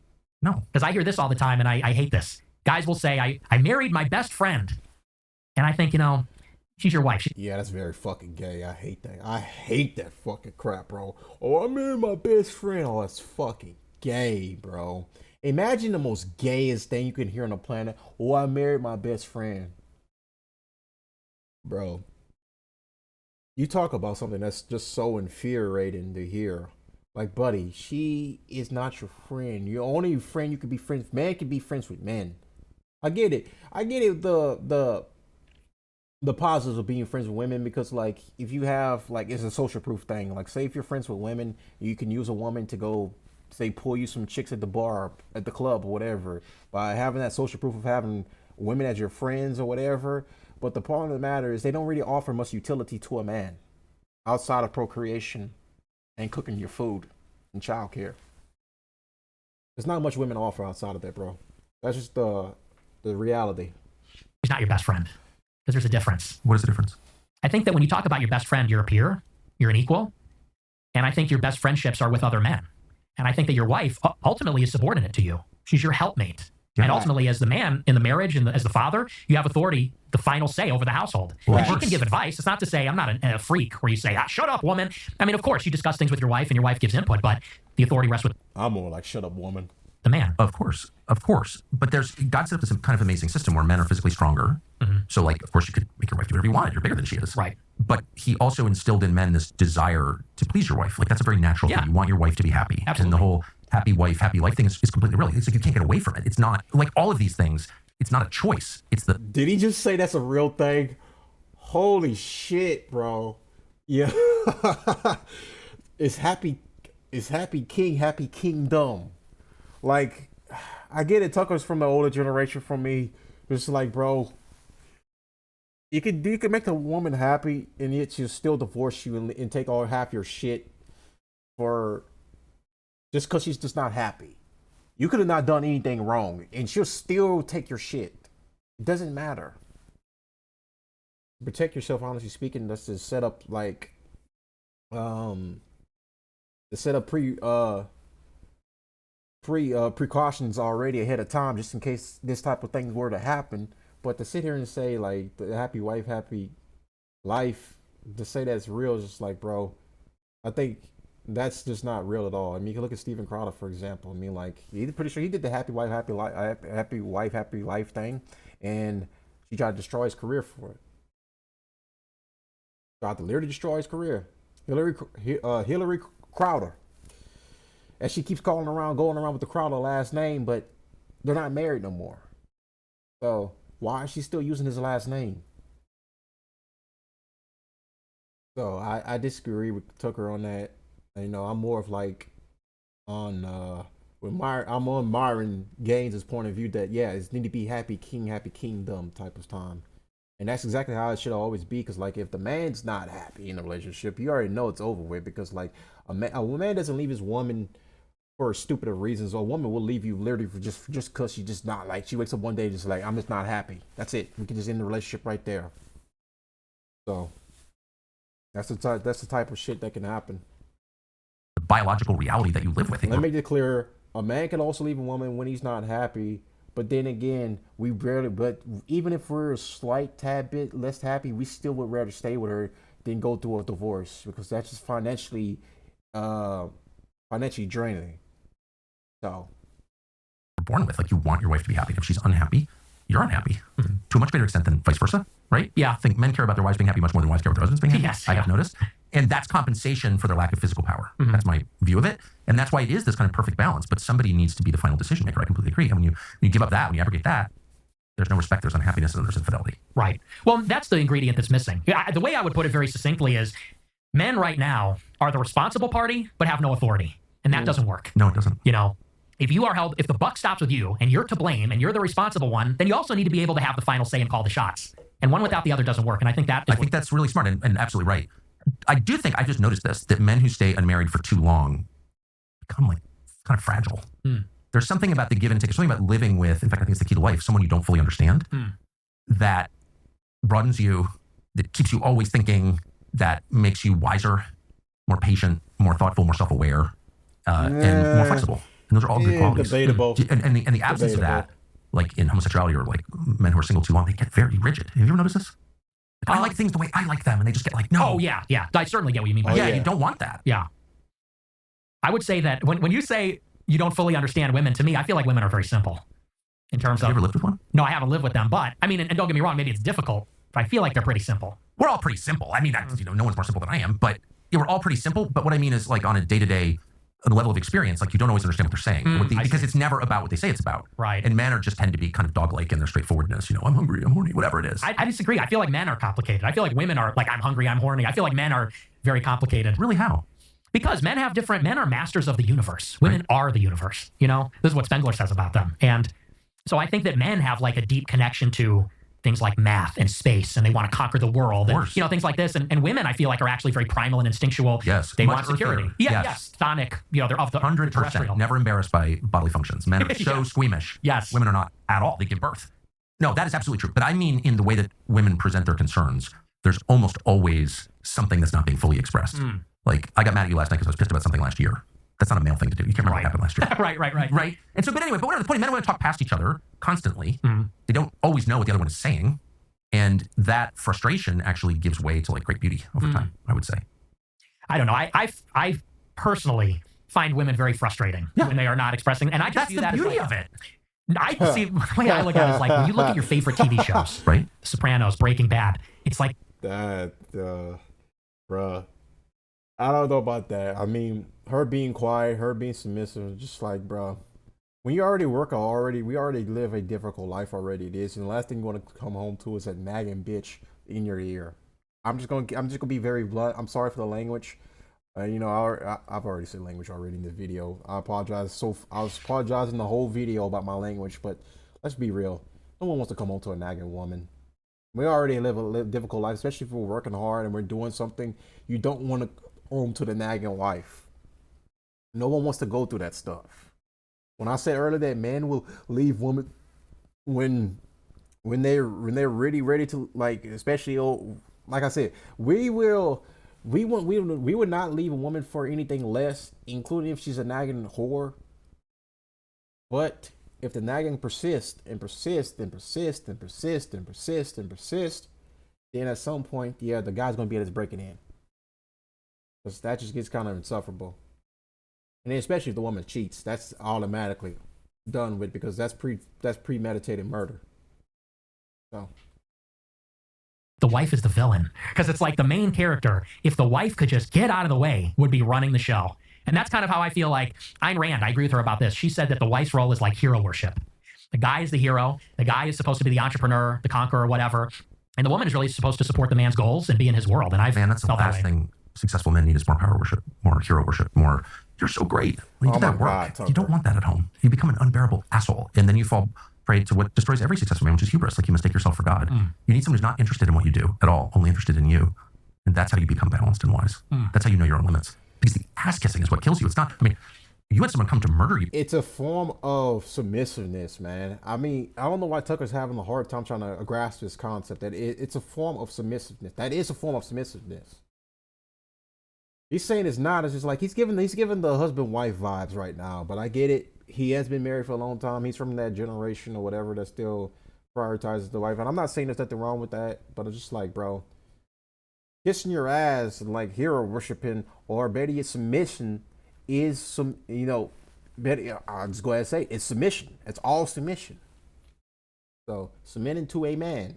That's what is ordained in the Bible, in the Quran, in the Talmud, the Torah. Submissiveness to a man. So At home, it doesn't seem to have affected you that much. And if I were married, dude, she would never let me hear the end of it. Well, that's probably true, but that's not what destroys men. It's not adversity that destroys men. It's comfort and flattery that destroys men. Right? That's what happened to King David. It's what happens to them all. Yeah. You're so great. You can never go wrong. I just feel like we have I don't feel like we have an abundance of affection from women. yeah. You know what I mean? Like, in terms of where the pendulum is at, I feel like They'll only give you affection when you give them the money. That's today's culture. You don't get the respect from these women today are scum, bro. They're fucking scum. They don't do shit unless it's for $1. Right, frankly, most of these girls out here sell their souls already for OnlyFans, and like the only time they're only like make themselves available to talk to, like, say, a regular straggler is if he gives her some fucking money. That's the world we live in right now. Tucker's been married for years. He doesn't understand today's day and age, but like some of these women literally look down on you and just like look at you as scum. That's the world we live in right now. the women are very unloving to the men. That's why, like, they don't cook. Because that's like the best way to express a love for a man. I said this on my show the other night. I'm like, the most beautiful word Or they don't know how to cook. a woman could say is like, I made you dinner, I made you cookies. Yeah. Because that is like an act of love. And I think that, speaking as maybe from a different generation, the way that men feel now is like, women are not really providing too much. They expect so much from the men. They want the man to be rich and provide. Yeah. They want the man to be fit and a real leader and a real man. They also want to split the chores with the man. They want the man to do half the laundry and half the dishes and things like that. And it's like, so what do you do all day? You're on TikTok, you're like doom scrolling and eating Cheetos? Like what actually are you providing in the relationship? Facts. So I just feel like in terms of the deficit, it's like women are very emboldened. They're too, I think, assertive, always giving their opinions, always critiquing, always, I think that they're very bold right now. And sarcastic. I think that's a big reason why they're not very attractive. I get it. All I would say is that in a happy marriage, all of that goes away. There's no arguing about who does what. People fall seamlessly into the roles they were born into. They acknowledge those. They're not insecure about it at all. They express love in a whole bunch of different ways by serving each other. It's like super easy. And all of that, obnoxious, entitled, you don't make enough money, all that crap just disappears. Anyway, that's been my experience. So last question, where is all of this going? in this country? Like, Well, where are we in 5 years? Not anywhere good. I'm really concerned, and I'm not one of these doomsday sayers. You know, there's a lot of people that forever, but the sky's falling every day. But I really feel like the things that concern me the most, it's the assassination of Charlie Kirk. Seemed like we crossed a Rubicon there. I agree with that. Because he's just a conservative guy, relatively moderate, expressing his opinions. He's not the president. He's not a politician. And it wasn't just that he got shot. It was what happened afterward, which is that 100,000 liberals went on TikTok and celebrated.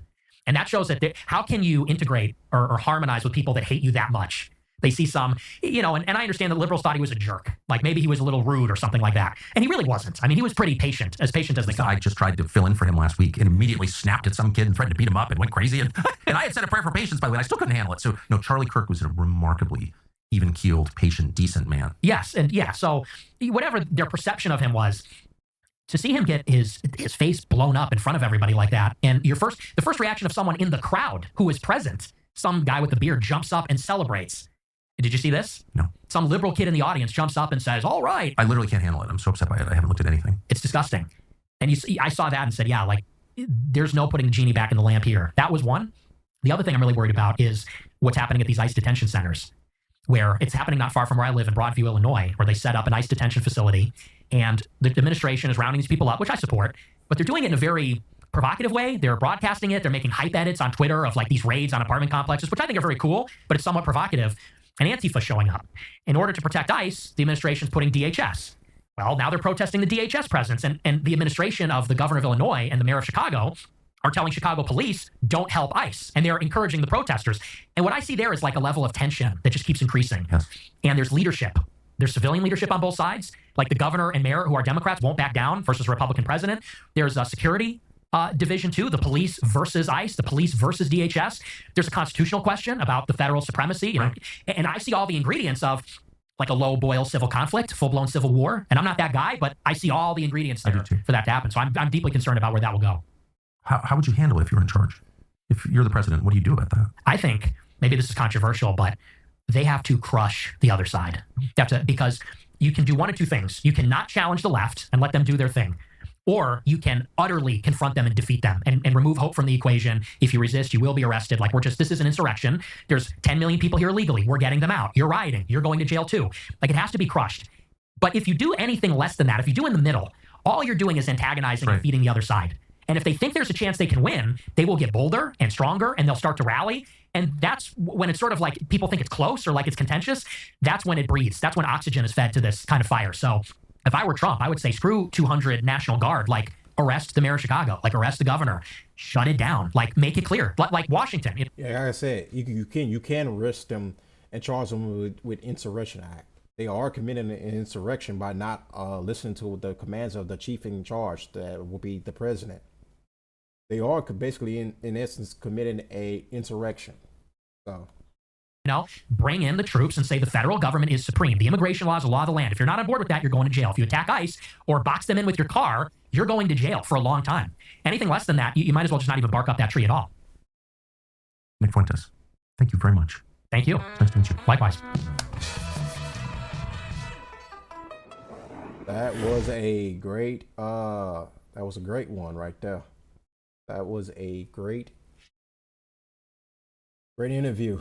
So now we're going to get the reaction post-interview. We're going to get one reaction. That's from the very guy, quite frankly, that led to the creation of a Nick Fuentes. And who is that? That would be Mark Levin. So I'm going to get his reaction.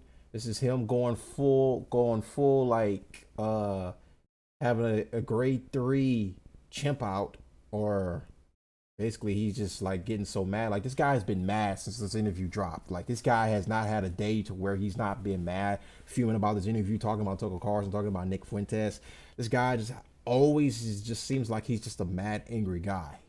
Literally. He just seems like he's just a disheveled looking angry man that just has so much hatred filling his heart. I'll never understand that. Little Adolf. Fuentes. Little Adolf. He gets here, he's got a little suit on like he's attending a funeral.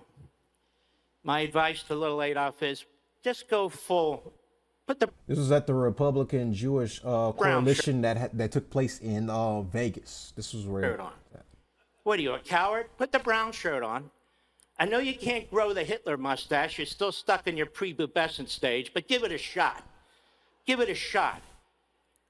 The fact that there's a conference for this is like just goes to show you, like, bro, and it's not even hiding no more that they do run like the institutions, the high education institutions. They run the politics, they run the finances. Like, what more proof do you need? A Republican Jewish coalition? Make it make sense right there. Tucker Carlson, I say, did you have a head injury? What happened to you? But you know what? Unlike other people, truly, I'm not a psychiatrist. I don't care why. I just know what you are. You platform these people. You deceive your audience. You lie to your audience. You become a full-blown, out-of-the-closet Jew hater. And if you're a Jew hater, Bruh. if you're a Jew hater, you're a Christian hater. If you reject Judaism and Christianity, then you reject the American founding based on the Judeo-Christian values. That's just not a real thing. That's not a real thing. Hell, the Talmud literally says Jesus is burning in hell and excrement and semen. It's crazy. And belief system. If you embrace Hitler, if you play footsie with Hitler, if you think Hitler's misunderstood, if you think Churchill's the reason we had World War II, if you think Churchill was the provocateur, if you think those things, I don't want to debate you. I don't even care about you. That's not a legitimate position. These aren't powerful people. Seriously? These aren't intelligent people. These are lowlives that have platforms. If we can't speak out against them and fight them, what good are we? Conservative institutions. We've been putting billions of dollars into conservative institutions for half a century. Now's the time. We're not interested in your white papers. This speech right here just is very revealing. He literally just said, like, we've been putting billions of dollars in conservative institutions. Who is we? Who's we? You know who? It's the tribe. Yeah, obviously he's not talking about just anyone outside of that special group of people that have so much protection, and like, and you criticize them, anti-Semite this, anti-Semite that, anti-Semite this. It's very clear he's talking about Jewish people. We're not interested in your booklets. We're not interested in your donation requests. Unless now, when you're needed, you speak out and you do something. Him, Ben Shapiro, Josh Hammer went on a warpath since this interview dropped.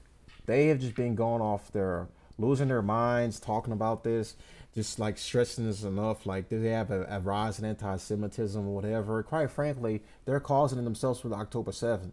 The war crimes that they committed, all the dead children that have been shown on camera, all this insanity, we're starving them, graping a bunch of prisoners on camera at that. And they wonder why, like, there's just so much like quote unquote anti-Semitism rising in America. Maybe they never stop and think that maybe it's because the actions of what had happened over the last couple of years during because of October 7th that started in 2023. Well, it started far longer than that. When the Balfour Declaration was created, it goes far beyond just that. It's beyond just October 7th. This has been going on for years. So, and now they're reaping what they sow. And now they want to cry about it and say that, oh, why are you punching at me? They punch you, but then you punch back, and then they want to say, why'd you hit me back? Or why'd you punch me in the first place? All right. So that's the day's video coverage. I would say we react to some of Ben Shapiro, Josh Hammer, but it's pretty much just the same and stuff. Then Josh Hammer wrote a piece in the Daily Mail saying that Tucker Carlson needs to be neutralized. And he tried to run cover, said that he didn't mean, he tried to use the first couple of definitions for neutralize, but then you go further down, it means kill. So these people just need to leave America and just go live in Israel. They would be more safe if they live in Israel. Quite frankly, they would be very much safely if they just go to Israel.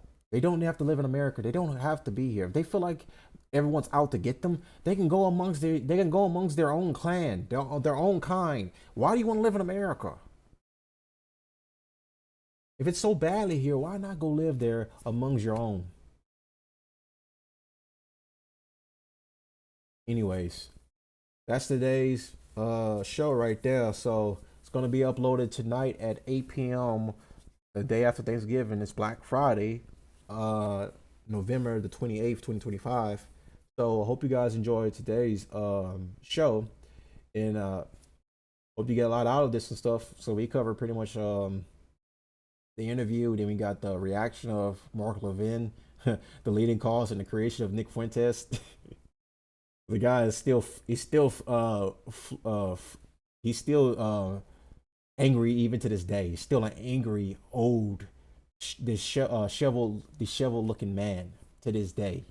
You know, an angry orc. He looks like an ogre. So let's go ahead and get out of here. So I want to thank everyone for joining today's show, and I will see you on the next one. Tomorrow's show will be uploaded, but I want to thank you guys for coming in. Thank you for enjoying the show. I will see you on the next one. Peace out. Make sure you like the video and leave a comment. Let me know how you guys feel about today's return show. Sorry I've been away for a minute. Back now. I'll be back on a full streaming schedule. Peace out.